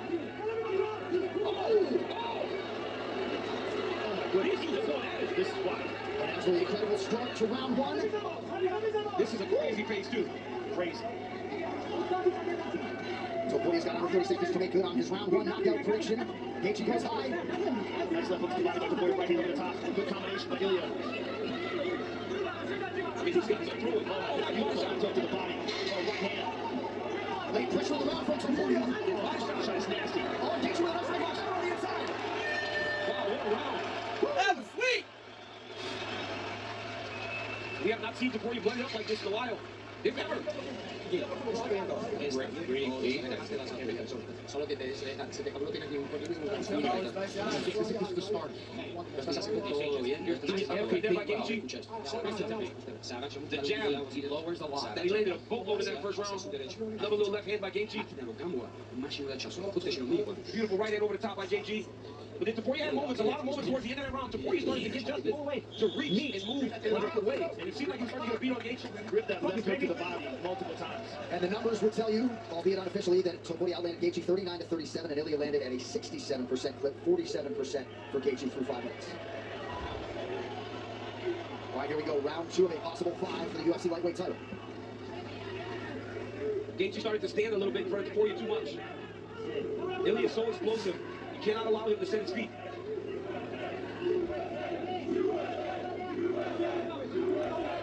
The thing about Gaethje is Ilya is a little shorter than him, so when he enters, Gaethje just kind of puts his jab out there and lets him run into it. See that? Yep. Yeah, but now Ilya's fainting before he moves in to try to lure out that jab. Tonight's social media poster brought to you by Threads for conversations happening inside and outside the octagon. Take it to Threads. That feint has changed and already. Look at it, he's got him reaching. Topuria connects to the net. Oh, and both guys landed nice change. Oh, another uppercut. Topuria continuing his investment in the body just prior. Topuria just presses you forward with that measured forward pressure. I love that single leg to collar tie uppercut by Gaethje. I love it too.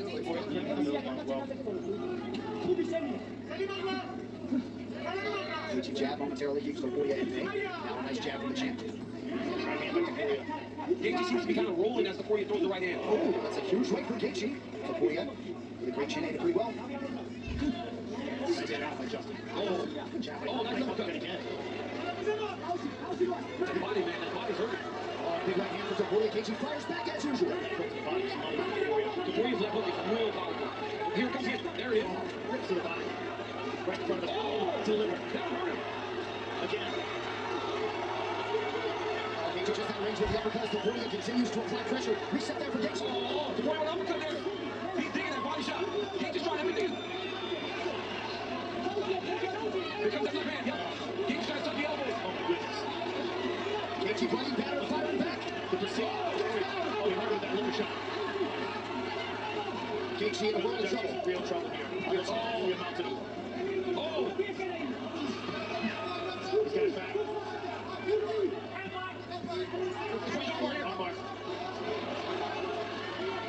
Topuria bails on the armbar for now. That body work is crazy by Topuria. And we have seen him do this before. On multiple occasions. Look for the triangle here. Oh, Topuria's one triangle from the top. A win by submission for the BJJ black belt, Topuria. And now he switch armbar. He's got to roll him over with the leg. Oh, it was not his joke. Beautiful. Just as that comes down, explode. There it is. That's how I control it. Gaethje staying strong in the face of pressure. About to get mounted here. I mean, if Ilya's grappling is elite too, you see that right now, the way he's moving around Gaethje. A lot of energy expended on both sides. Yes. A lot of offense from Topuria. Gaethje's got to be trying to find a way to get to the end of this round. Those body shots are very tired. Ilya showing some signs of fatigue right now as well. Yep. Really went for it in the second round. The pace is insane.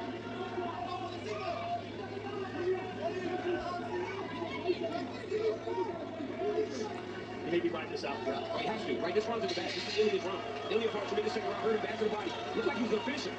But now Justin gets to go to his stool, try to recover, and try to refocus for a third round. One fight through 10 and a critical 60 seconds on the stools here before round 3. I've been forgetting to do the slip layer. Oh, I'm just talking to the camera for my homework. Hey. Good body shot. That was a good body shot. Hey, start pressing him. Start pressing him. No more backwards. He's pushing me back to the fence. Press him and time him. You either drop step or you open your left foot. You got me? And start bringing the low kick now. He's forgot about it. You have to dig into him though. Okay? No more falling back. You got me? Deep breath. Here we go. Big drink for me. This is on you. This is on you. Drink. Good. Another one. Another one. Good job. Hey, stay focused. This is where we change. Forward, let pressure. Let pressure. Bring the low kick. Kick him off his feet. He almost slapped with the right hand. He was slapping up top, not even really making a fist to open up that left hook to the body. Trevor Whitman doing a great job centering Justin Gaethje, and again with pointed advice, he wants forward motion. This scene is so surreal. The fog is rolling in the cage. This fight is incredible. He wants Gaethje pressing forward. He said he's allowing Topuria to back him up. This is good for Gaethje. Get close, get in contact, try to clinch and hold him. Because Ilya, I mean, both of them are for keep. The pace has been so high. But Ilya did look a little tired going back to the end of that round. They both look tired. It's 88 fucking degrees. They're used to air conditioning. Topuria landing a remarkable 72%. I mean, that is significant strikes. John, 60-something% in the first round, 70 in the second. It's crazy. It does appear to be a little bit fatigued. Coach Dean Thomas, what do you got? This is a bad spot for Gaethje. It seems physically at times he ended that round bad, but it's not all that bad for him because he's been in these wars before. He's got to be able to draw from that experience and take Topuria into a war because we've never seen Topuria in a war. So Gaethje does have some advantages as the way this fight is playing out. There was the low kick from Gaethje, and that was what Trevor Whitman's calling for in the corner. Said he's not going to anticipate it. He landed it hard. Well, Ilya's waiting because he's trying to get his second win. Justin's got to get the right now, not allowing him to rebuild his win. That's a great read, champ. Ilya Topuria has been 25 minutes in the UFC against Josh Allen back in 2023. It was a fight of the night, but largely it was one-way traffic. Right. And that's the difference, right? He's taking damage. He's been hit. But if you're Justin, you want to do what Trevor Whitman said. You got to start kicking that leg. Justin looks fresher right now. Ilya looks like he really drained himself trying to finish. And he looks much slower right now. And that's like a power threat skill because he hits so hard. But that threat goes down from 10 to like 6 when you start getting around 3, 4, 5. Well, I don't have to tell you guys, but wrestling and grappling is exhausting. Gaethje oftentimes will say he doesn't wrestle a lot in MMA because he's worried about it. There's that jab again by Gaethje. Gaethje looks the fresher fighter. Huge right for Gaethje! Shoot! He hurt Topuria bad. Topuria was almost standing in front of him just waiting. Hard to see the extent to which Topuria has recovered. Huge moment for Gaethje midway through round 3. Huge moment. And here come the USA champs here on the sideline. Let him up! He's beat, man. Look at his face. We've never seen Ilya Taporia like this before. His face battered. Cut over the right eye, moves him over the left kick. And that's not going to help matters even if partially blocked. Look at his face. His face is destroyed right now. We've never seen him like this. And when Taporia throws offense, Gaethje now making it pay. But Gaethje's got to press a little bit. Because like you said, I think that was such a great point. Dean's point. Taporia has not experienced these wars. We've seen Gaethje in these constantly. But we're still only in the third. Yeah. He's got to save some. But if Gaethje actually allows for him to build back into this fight, I believe that Ilya will start to take over again. Perhaps, but if Gaethje can still do this, if Ilya really holds on right hand, if he can continue to chip away at him like this. Another right hand there landed by Gaethje. Right hand, again. Ilya's in real trouble. Look at his face. Oh, Gaethje almost fell over. Oh!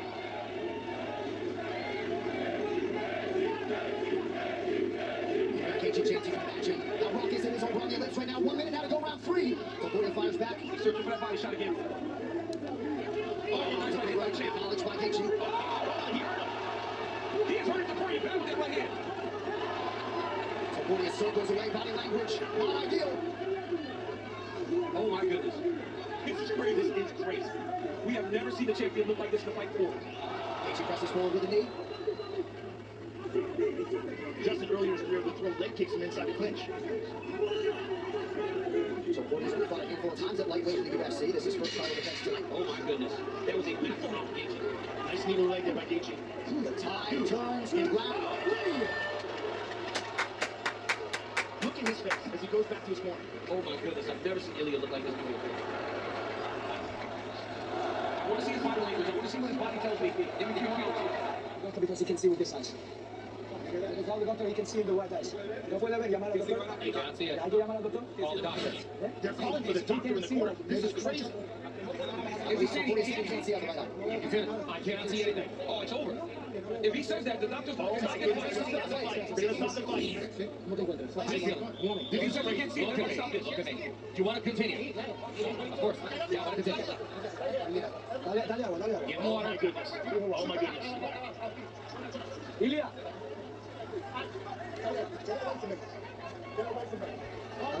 Time. Mark is now called time, giving the ringside position a chance to make his decision. But this is allowing him to recover. Yeah, this is not the way it's supposed to be. This allows the party more time. The doctor's saying no. The doctor's saying no. Oh, this is crazy. But this is crazy. Mark Goddard taking his time as the best of the business. But this guy needs to get, they need to get fighting. This is more time for Ilya to recover. This is not good. None of this is good. They're going to let it go. So this is crazy. You got so much time to recover.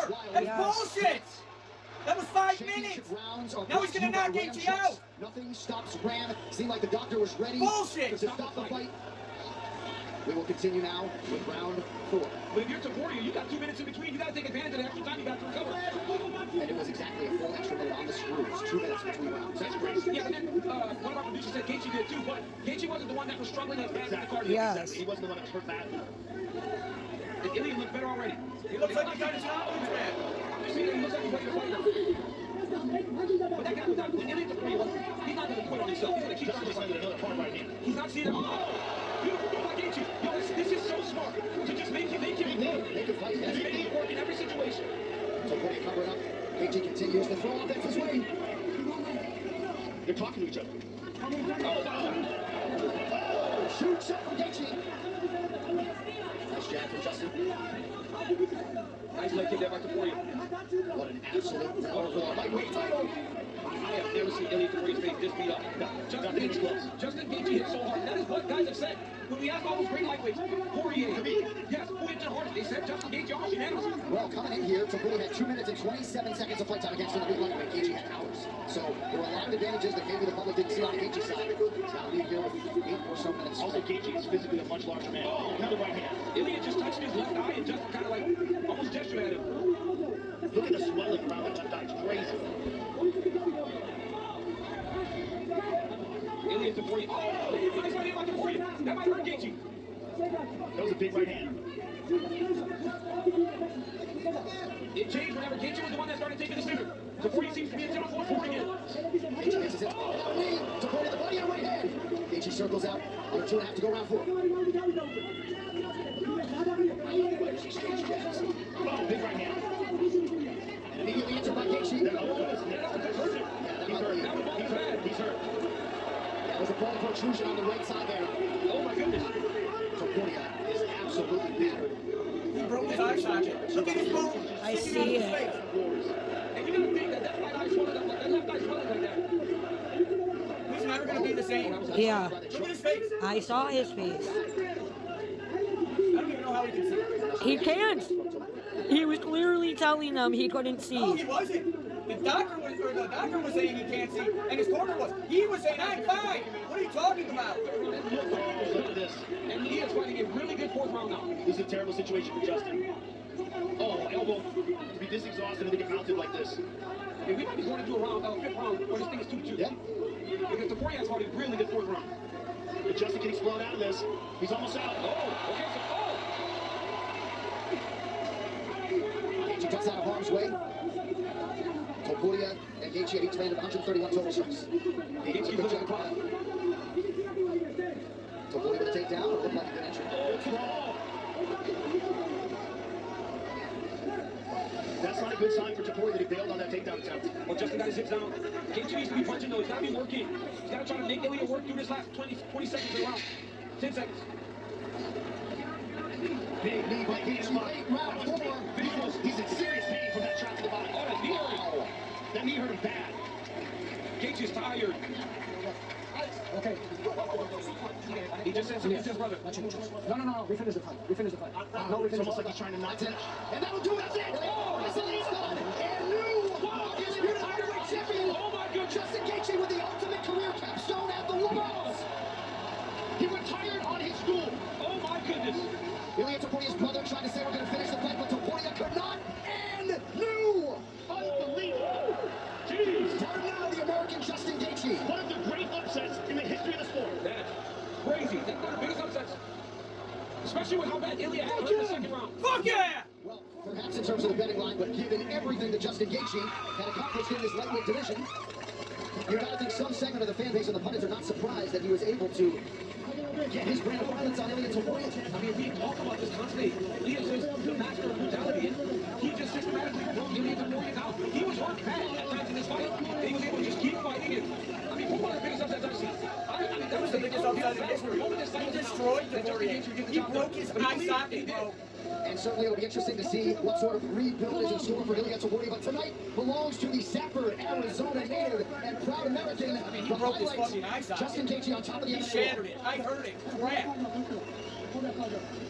Okay, they're saying that the corner stopped the fight. All right, we're being told one of the cornermen stopped the fight. It certainly wasn't his brother who said audibly, we are going to finish the fight. Yeah, one of the cornermen stopped the fight. And Justin Gaethje is the new undisputed lightweight champion.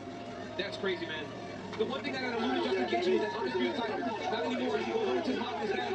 The support that this family gives Justin is crazy. And tonight he went out there to represent himself, his family, and the United States of America. John, we spoke about storylines the whole night. If there was a setting for a monumental upset, it was this. And Justin Gaethje just did it. They continue to attend to Ilya Topuria. Perhaps it was Javier Clement who stopped the fight to try to protect his fighter to fight another day. Gaethje goes over to acknowledge Topuria. Those two fighters forever linked, but Gaethje got it done. It's kind of crazy though, because I thought Topuria's fourth round was his best round in a while. But right here you see Gaethje with a beautiful right hand. Boom, that's the one that hurt Topuria. This one broke I mean, his eye Ilya's socket. face is just destroyed. Oh, right there, bro. Gaethje drops the Shattered the eye socket. Justin jumped on that dart choke. Bong! Broke the eye I mean, socket. once Topuria's eyes swole shut, He shattered his eye socket. All right, now we have to cure the whole hand for 60 seconds. And you can see Topuria immediately take his left elbow back. You can tell he was hurt bad. By the way, he got up to go back to his stool. You can tell that Ilya was very hurt. And you remember back in the day when Justin Gaethje first won the interim lightweight championship, he unceremoniously tossed the belt on the ground, and now he's the undisputed champ. But we saw Alexander Topuria say, we're going to finish the fight, but somebody else got involved. All eyes on the highlight, Justin Gaethje. We'll talk to him next as we roll on with this. Is Paramount Broke his fucking eye socket. You know how hard that's going to be to repair? So now we have to file in shape. I mean, his eyebrow is over I know, here. I saw. The eyebrow is Got a monumental win and performance tonight. Guy's a tremendous athlete. You know, you heard him reference some of his genetics, DC, right? The bone density. All right, now we got to file. Despite the otherworldly athlete. The UFC Freedom Belt, like I said, $500,000. It was made specifically for these events for the winner to keep for themselves. Anything for my life. And I guarantee Gaethje's getting that $1 million. Because that was the greatest performance I've ever seen.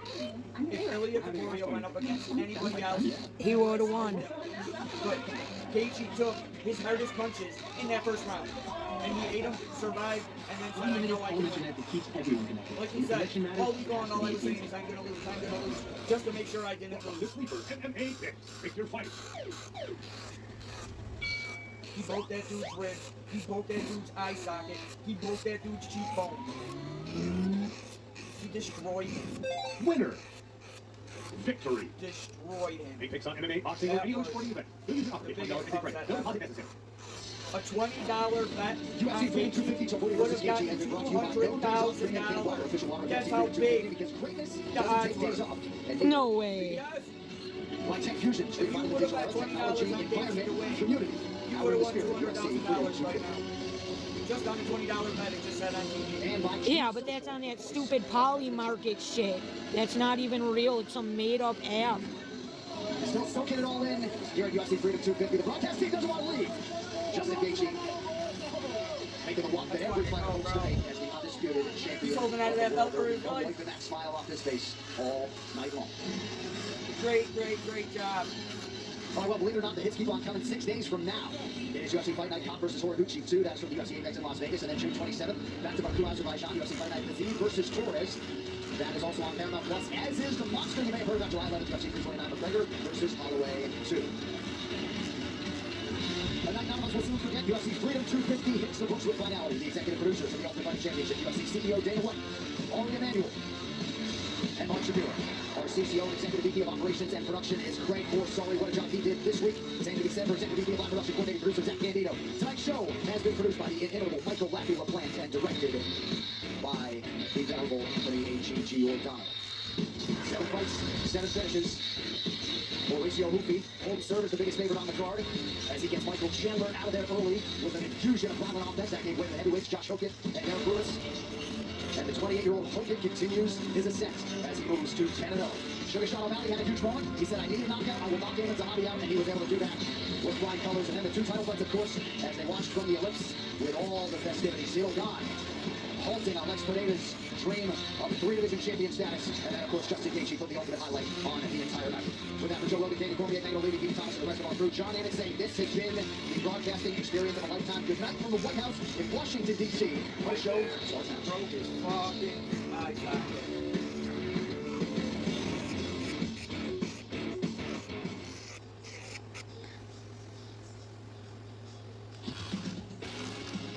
So what are you watching this on right now? Peacock? The celebration from our nation's capital continues. UFC Freedom 250 is in the books. Here is Justin Gaethje. Always the bridesmaid, never the bride. No longer the case. He is now the undisputed UFC lightweight champion, hailing from Safford, Arizona, now from Colorado, where he will take those championship belts back with him. Why? That's my iPhone charger. That's the only one that works on my phone. I found this. What is it? It was in the living room. Do you have an iPhone charger? Pennsylvania Avenue. Brennan That Fitzgerald. fits so big. Most of all, 6-1 underdog. I've been an underdog. There's nothing better than people counting you out and then proving all the people wrong. Justin Gaethje is going to be floating out of here for the rest of the day. We knew that history would be made. We just didn't know how. This was the first and only UFC event ever to feature every bout ending by KO or TKO. What a night. One more time, we're going to send it octagon side to our crew, John, Joe, DC. Take it away, fellas. Thank you, guys. We are still reeling, and I think just filled with gratitude after what we saw. I remember when we left the Sphere, and we were all just so thankful for that experience, and this is just This is that kind of 100. This is the greatest night in the history of combat sports. The greatest night in the history of MMA fight. There's nothing that's ever going to top this. Until something does. Everything is going to top this, man. I keep sitting back going, wow. Wow. Like literally just saying, wow. When you see so much in your life, to sit there going, wow, wow, wow. After watching this, and all night we said, if there's a setting for an American fighter to just spring the greatest upset of we've seen in a long time, tonight's night. I mean, on the 250th anniversary that the United States gained our independence and became a country, a guy went out there, Justin Gaethje, and showed that American spirit that allowed him to become a world champion against a very tough champion in Ilya Topuria. I am so lonely, dude. Like, they were at the White House. I was on the phone the other day, somebody called me. I said, I'm rehearsing, we're only play back from doing this White House thing. And I was like, I'm at the White House. I don't know. Well, and when we think about Ilya Topuria, who was ubiquitously regarded with Islam Makhachev as 1 or 1A in terms of the pound-for-pound king, it's going to be fascinating to watch this mixed martial arts athlete rebuild because that was a destructive loss for him and his legacy. Yeah, and we knows what kind of damage he took, because we could be looking at broken orbital. Orbital looks, the way he swole up. Yeah. I'm no doctor. I know we like to play doctor at times, but we sometimes be saying diagnosis. But his eye, the way it was so black and blue and He broke closed, his fucking eyes I would out. not be surprised if it's an orbital. We've seen a lot of broken orbital bones. We know what it looks like. That's what it looked like. It looked like that. And the shots that Justin was landing, and maybe even more impressive, what he endured. Yeah. Those rips to the body, those left hooks to the body were so nasty. He got hurt so bad. He almost got finished. It looked like he was going to get triangled. It looked like he was going to get armbarred. It was over and over again. He was dominated on the ground. It looked bad. And for him to come back from that, makes it all the more sweet. And for him to do this at the White House, when there was something about him shadow boxing with the American flag wrapped around him when he was warming up. Your heart's filled. You couldn't script it any better. Seeing him in the Oval Champ before. Hey, walking past all the presidents, former presidents, and honestly, Ilya Topuria will look back and go, why didn't I let him up? Right? Because Justin was smart. He said, listen, I'm going to lay here for the end of this round. He's throwing submissions, burning energy. When he was hurt so bad to the body, I don't even know if he could have stood.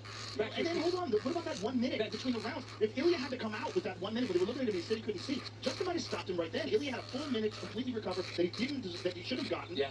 The referee was awesome. Mark Goddard did an amazing job. That's why he got the ultimate assignment. Yep. Yes. And how about the fact that they overrode a doctor who may not have been as experienced in this? That's exactly what it is. I talked to Mark about it. Mark said it was an inexperienced doctor. Really? The doctor, yes. You got to let them fight. If they want to fight, you got to let them fight. How about that knee at the end of the round? Oh my God. Pull his arm back to tuck it to cover it up. Watch it again. His ribs pop. Couldn't have scripted any better. Was and then Cyril Gahn. Oh, Cyril Gahn's a bad dude. Oh, man. it's such a problem. I mean, you could go winner by winner, go Nickel, Sean O'Malley, all these guys had huge nights. Both nights. Yes, but when the consequences were so great, when it was on the line, Cyril Gahn and Justin Gaethje just stole the show. I mean, Cyril Gahn was dancing. I never saw Cyril Gahn dance. He looked so comfortable. Well, he looked so comfortable coming out there. But Tom Aspinall, right? I mean, Cyril Gahn might be favored in the rematch with Tom Aspinall. Well, you know, based on the performance in the first round, other than the eyeballs were so unfortunate because he was tuning him up. He looked really good in that first round. Now, granted, Tom's a durable guy. He's, you know, he's more than capable of coming back in the second, third, fourth, and fifth. But in the first round, Cyril Gahn was winning and winning well. Yeah. He was So firing with off that these jab, but ones, look, what he did I don't tonight was even epic. really want to You know, follow look, the surface. They Elsewhere, look gave the good. dream. Cyril Gahn's a legitimate I'm heavyweight. proud He's of not a guy that these. fought 185 pounds. He's a legitimate heavyweight, and not just a legitimate heavyweight, one of the most mobile, agile, and athletic heavyweights we've ever seen. Pereira striking. never We're going to send it back to the fellas who are going to take us home, but I just want to say, we are so grateful to be a part of the best live event production team in television, and this was a huge undertaking. Such an amazing execution. The one uncontrollable was the weather and held out for Greg Bouchard and Zach Lappy and people and the entire team of State Manager 9. We love you guys. We couldn't do it without the AG. Everybody else, of course. Thank you. They didn't sleep, guys. They slept for about 24 hours in the last heroes. Take it away. We love you guys. We love you right back. And to the three of you guys, fight fans will never know all the rehearsals, the effort, and the time that you guys spent Octagon side this week to make that show what it was.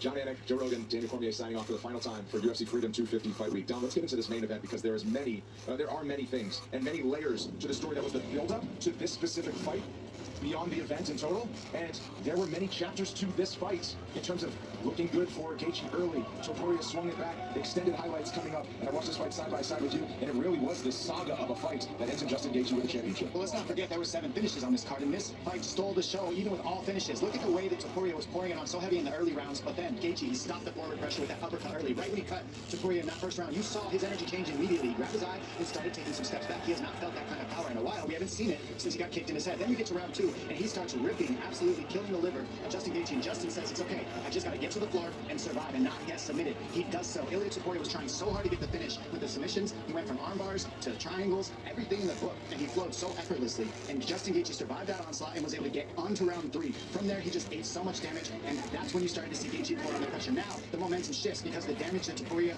took from moving forward so much, then you start to see, all right, Gaethje's moving forward. And when he starts moving forward, the cardio, the forward pressure, and the 1-2s took over the fight. Yeah, and also the mindset. Gaethje came into this fight knowing this was going to be a dogfight. He was going to have to weather a lot of storms. You know, and here we are with the doctor, which was weird. The doctor wanted to stop the fight. I don't know if there was a translation issue or something, but I like Mark Goddard steps in there and goes, I'm going to let this fight continue. Because Topuria was clearly saying he could see, and he's ready to fight. Then we go to round 4. Gaethje's still pulling out, landing big shots. I think he gets his first takedown here, a little sideline or a drop. Topuria spins out of it, and we're back on our feet. Gaethje was landing the bigger shots. He was just ready for a dogfight. And this is what we said he needed to do. He needed to make this fight messy, sloppy, and make sure that Topuria isn't, really just getting off with his beautiful stand-up. The fact that the fight went so long and Topuria had so much damage, and Justin Gaethje didn't have a mark on him, is just kind of crazy to me. Now, Justin Gaethje showed that he's got everything that a champion requires, because he took a lot of shots. He did look good. Oh my God.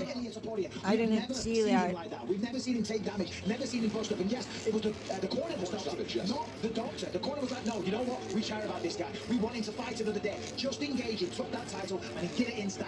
What an incredible moment. We will listen to all of the fans on the ellipse reacting to Justin Gaethje pulling off this upset.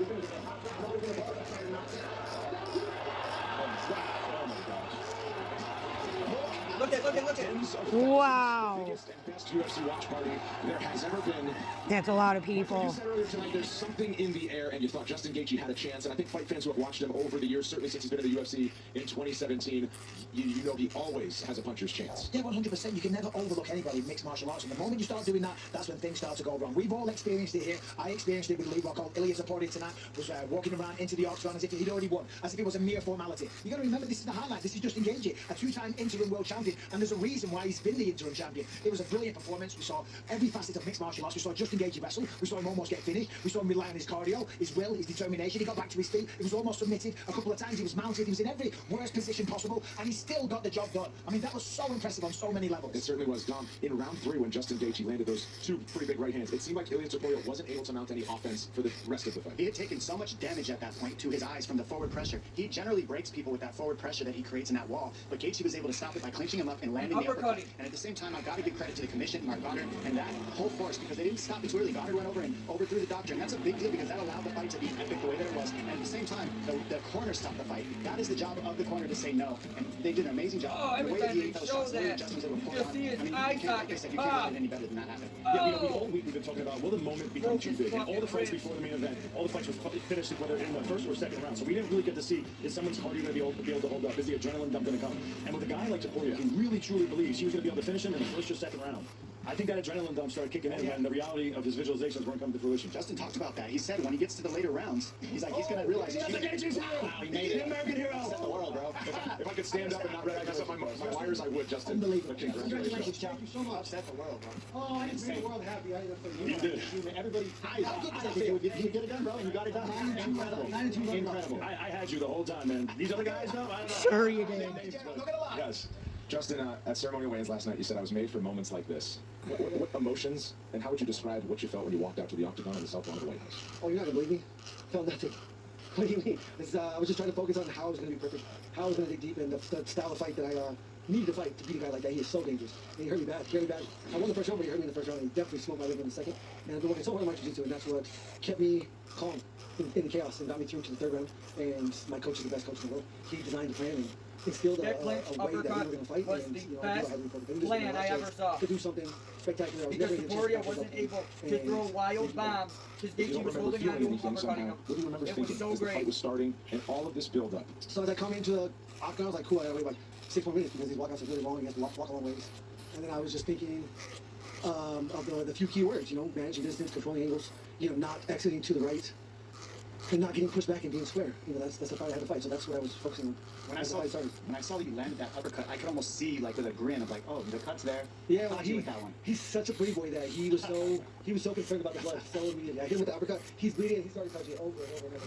But he's so fucking dangerous. You know, I don't know how I stay away from some of those shots. He definitely rocked me, but you know, I just kept telling myself that to just trust my abilities. You know, not be emotional. And again, when I say I don't have emotions, like nothing feels better than what I feel right now. So obviously I have emotions, but I understood that emotions can kill you and look at you and cause you to hesitate and cause you to you know, overthink and take shortcuts sometimes because you think you can do it. But again, getting knocked out by Max was such a blessing for me. You know, I fought like an idiot, but that was such a blessing because it makes this story that much greater. Justin, what you just did was incredible. The setting, of course, iconic, legendary, thousands of people out there. But remember, there's the ellipse with about 80,000 people. Yeah. Take a look at this screen. Get ready. And this is the fight stoppage here.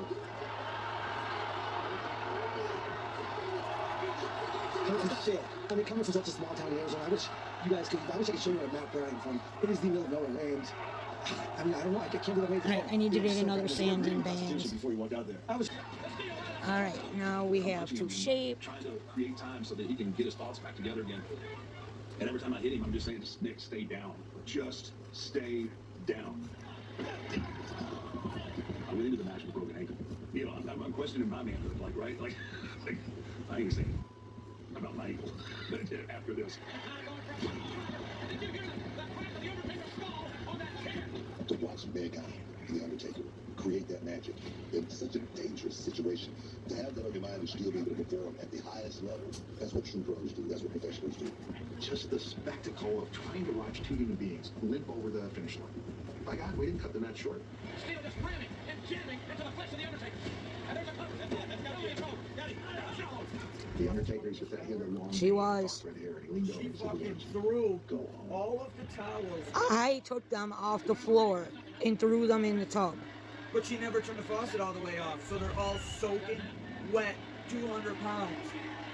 Like when I say 200 pounds, babe, I went to pick them up, and it's heavy. Alright, you got like 10 minutes, you gotta wind down. I have to finish this. some of the things that seem like... I have to finish this. Okay, how long have not aged well. 20 minutes at the most.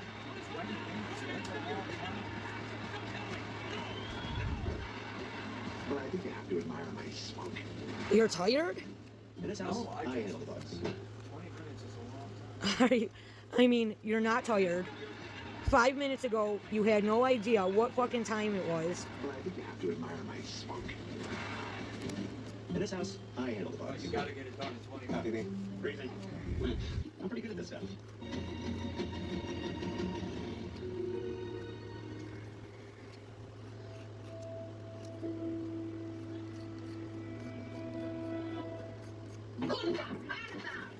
We're gonna go see snow for the first time. This is my buddy Lincoln over here. He and Coop over here. That's what happens when you buy a dog on the streets. Hi, today. I'm scared because there's so many jobs. I have decided to enter a beauty pageant that can help me in my career a lot. Oh my god, so it's my time for my talk. Here goes nothing. This is it. The moment I've been waiting for so long. Our next contestant is Natalie. I think you're like tricking me into thinking. If you knew that we were gonna be staying here, you wouldn't have come, and I know that. Corey's only been feeding me all these men just lies. And now we're gonna have to stay here for 3 Yeah, years. I feel bad for her. This is your new life. No. I refuse. We're gonna have to talk about She has lived on a beach her whole life. It's been a long day, long night. In like Portugal or somewhere on the beach. And he told her when your visa goes through, he lives with her in like Thailand or Indonesia. And he has told her for 3 years, when your visa gets approved, we'll go somewhere like Hawaii or California or Florida. And her visa gets approved, and he's taking her to Washington, which is above California, and it's snowy and freezing cold. I'm John. I'm 42 years old. I'm from Central Massachusetts. I live in San Antonio, Texas now, and I got a new job as a delivery driver. And on top of that, he told her that they were going to move into the studio apartment that's like on his parents' property, but away from their house, on the property somewhere. And she literally gets on the plane, and he said, I didn't want to tell you because you wouldn't have come, but... I want to watch it. How do you know? From the last episode. Yeah, but, you know, a new member of the family. A little bundle of joy, so I'm excited. I'm telling you because I don't think you were paying attention last time. How would I spoil it? It happened last episode. It happened last episode. He's a cute guy, huh? So she lived on the beach? Yes. And now she's in a place where it snows? Yes. It was up there in Washington. I've asked you about Washington before, and you said it snows like 8 or 9 months out of the year. Yes. And remember we asked It's worse than it's worse than here. Well, you're gonna have to set phone alarms. I will. I'm not trusting that thing ever again. We could just downgrade to regular Alexa that we have always had. Also expecting. Hi, baby. Yay. Yay. Oh, happy birthday to us. And happy birthday. What the hell? It's not my cup of tea, but I've seen you eat pickles from a bag before. It's gonna have to be. I know this is a little crazy just because 8 months ago, you know, we had ourselves a situation where I didn't know if me and Megan were actually gonna make it through this relationship. And, you know, all of a sudden, Megan's telling me she's pregnant. But I love her. I think she loves me. And this maybe is what we needed to, you know, to try to fight and continue this relationship. Oh my god, honey, you forgot the tomatoes. Oh, I got the bread. I got the bread and the basil. And garlic. Oh my goodness. My 90-day journey again. seems like years ago now. Megan messaged me. I slid in John's DMs. It's just lusted for sight, and kind of snowballed from there. So it kind of got pretty serious pretty fast, I guess you could say. Next thing you know, I'm moving down to San Antonio to be with Megan and her daughter, River. I'm always looking around I mean, in the beginning, Megan was going, pretty fast and trying to make even a bigger commitment. In 3 months, it's almost going to be a year, so I would hope that you were wanting some kind of commitment as far as like a ring or something. So I ended up proposing to her at the tell-off. Will you do me the honors of being my wife? I love you. Okay. But Megan's insecurities and constantly accusing me of cheating, really put a strain on our relationship. I think it's because I'm literally checking out every goddamn woman there is. Yeah, I mean, all I'm hearing is excuses. So, oh, excuses? Excuses? That's what this is what I think about excuses, man. See, it's hard. I thought that was like the end of us, but like a few weeks later, I was late, so I decided to get a pregnancy test as much as I was super scared as hell. Okay, moment of truth. I'm gonna look. There was nothing. I don't believe they. Oh, I guess because they're on the show. I think it's so weird that people record that. Since finding out that we're pregnant, I thought the best thing we could do is try to work things out. And here we are, 9 months later, and Megan's. He doesn't sound happy at all. Look at this little guy. Look at him. You're not going to be the baby in the family no more. What are you going to do then? Eat food, that's it. Eat, sleep. Just like a baby. Well, just packed, meeting up with a friend of mine, Carlos. He's got 2 kids of his own. He's the quintessential father, right? I just haven't been able to, get all into this baby changing, and I guess be as excited as I should be. Hopefully, he's got some good advice for Johnny. All right, let's go see Carlos here. When Megan first told me that she was pregnant, a lot of things goes through your mind at the time. Shock, trauma. Yeah, I don't know. I guess trauma is not the word you want to hear, but you're already in a rough patch, and then bam, this hit you. So it's a lot to deal with when your relationship isn't the strongest. And there's something on my mind that I've been holding back lately about this pregnancy. Hey, my wife. Hey, long time no look at you. Look at you, brother. Lay down. Good, man. Look at you. I got you a finger. I got 5 people. Yeah, well, just don't tell Megan about this deal right here. I'll stay between us right here. She's, she's almost due, so she got indigestion. She's discomfortable. I guess the baby. Maybe both, but for sure the baby too. That's okay. You said you didn't want to have kids, and now you have kids. So it's a surprise. It's a surprise problem. But I'm thinking the kid's not mine, though. What are you talking about? I mean, first of all, I've never had a kid, right? And then, I'm on testosterone. I know it's not like 100%, but it's no stop for pregnancy.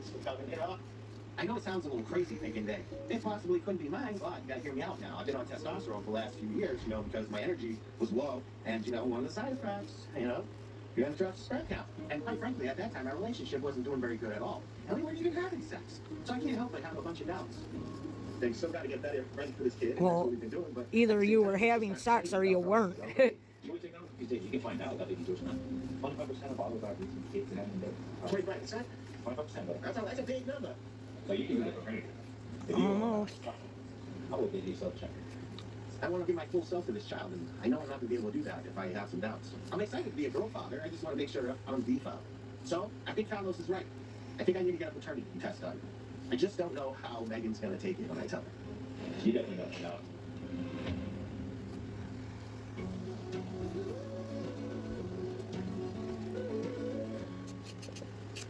Hey, babes. Hey. After talking to my buddy Carlos, I wanted to have this conversation with Megan sooner rather than later about doing a paternity test. This could go good, this could go bad. If she's like, oh, yeah, okay, go ahead, do it. Then maybe, there's nothing wrong there. But if she's like, no, why would you need to do that? You don't trust me or something like that, well, maybe she's hiding something.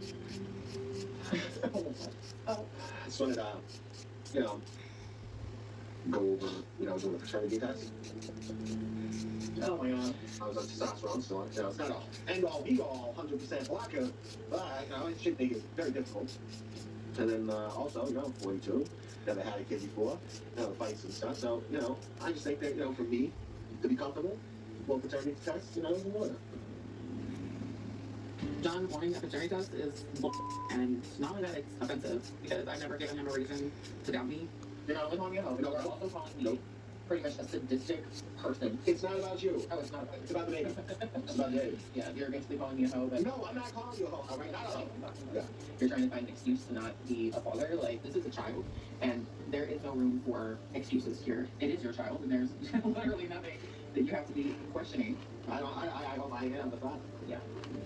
But every day a man out there is paying for a child, supporting a child that he doesn't know it's not his. I don't want to be that 25%. You know what I'm saying? Tell us, how it works. Okay. Honestly, I feel very, I feel hurt.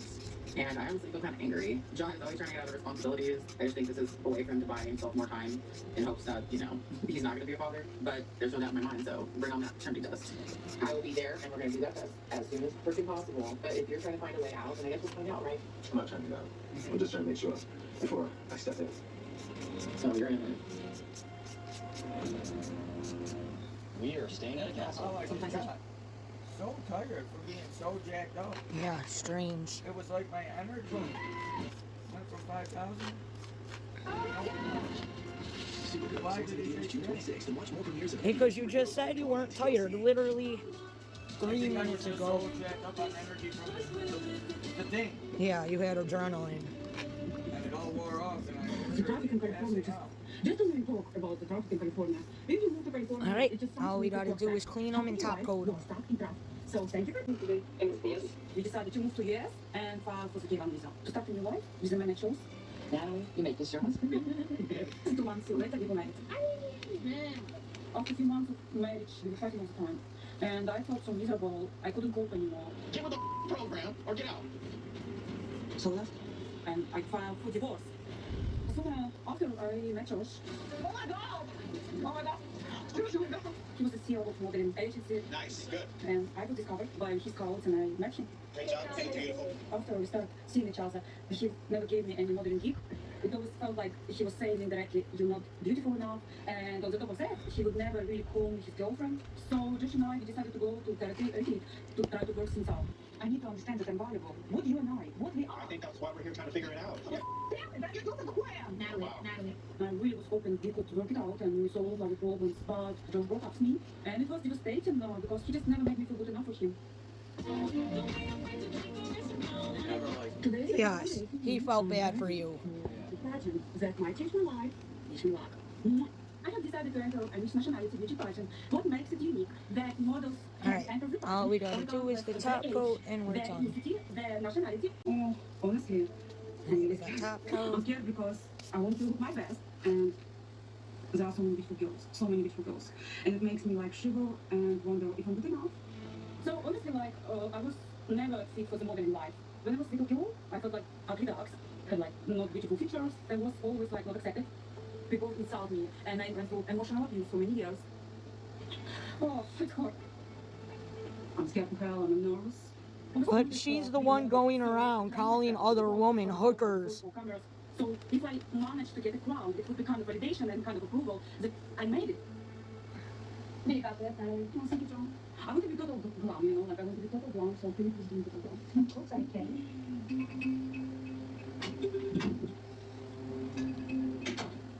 Jesus Christ.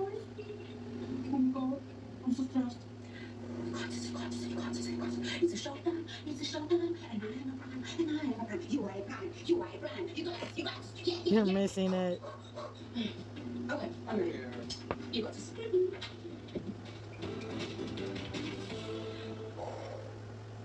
Okay, so I'm almost ready for the pageant. Look at me.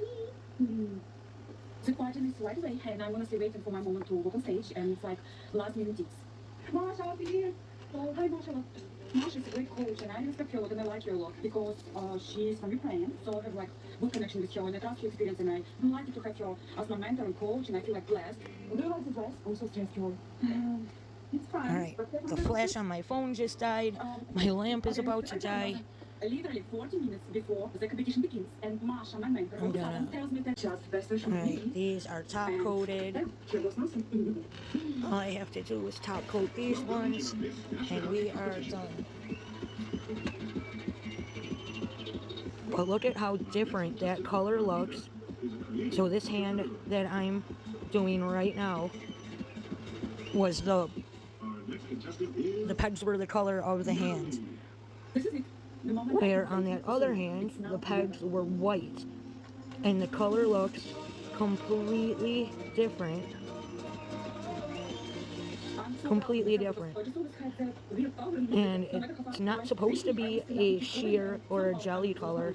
It's actually called Cover Pink, the name of the color. looks good. I'm so proud. Oh, Wait, let's say judge. oh God. The judges are really tough. They're gonna judge competitors on looks, walk, and pose. I hope I just get good points. Ladies, honestly, I think you all deserve this title. But there is one of you, I think, after this event, this lady will remember. Yes, I'm putting the clear on the very last nail. So disappointed because I fought so hard and I worked so hard for all that. And I went through so much in my life to be where I am now. I deserve it. And the winner of the title, Mrs. Nationality California, goes to Natalie Mendoza. No way. She put a spell on them. She won. I won, and I have a crown. Here I am, wearing a crown. Alright, so here is hand number 1. Look at how pink that color is. And I appreciate every bit of my even tiny success, and I will cherish this crown, and I'm so happy and grateful. Thank you so much. Want to do more for your brain? Unlike ordinary cognitive supplements, Nariva Plus supports 6 indicators of brain health. Memory, focus, accuracy, learning, concentration, and reasoning. Nariva, support your brain health. This always happens to me. Oh, you're not the only one who gets stuck in debt. The average. But look at how different the color looks. Most of the money you're actually paying goes towards interest. But don't panic. You can pay down those cars with a SoFi personal loan, even for unexpected expenses. Exactly. You'll get a fixed rate that's way lower than your credit card, which means you're on your way out. Consolidate high interest credit card debt with a SoFi personal loan. SoFi. Get your money right. Yes, no, Panera has a new thing called the salad stuffer. It's amazing. It's like salad stuffed in a soft Italian roll. No, it's like stuffed in the roll. Right? New salad stuffer. It looks like a completely different color.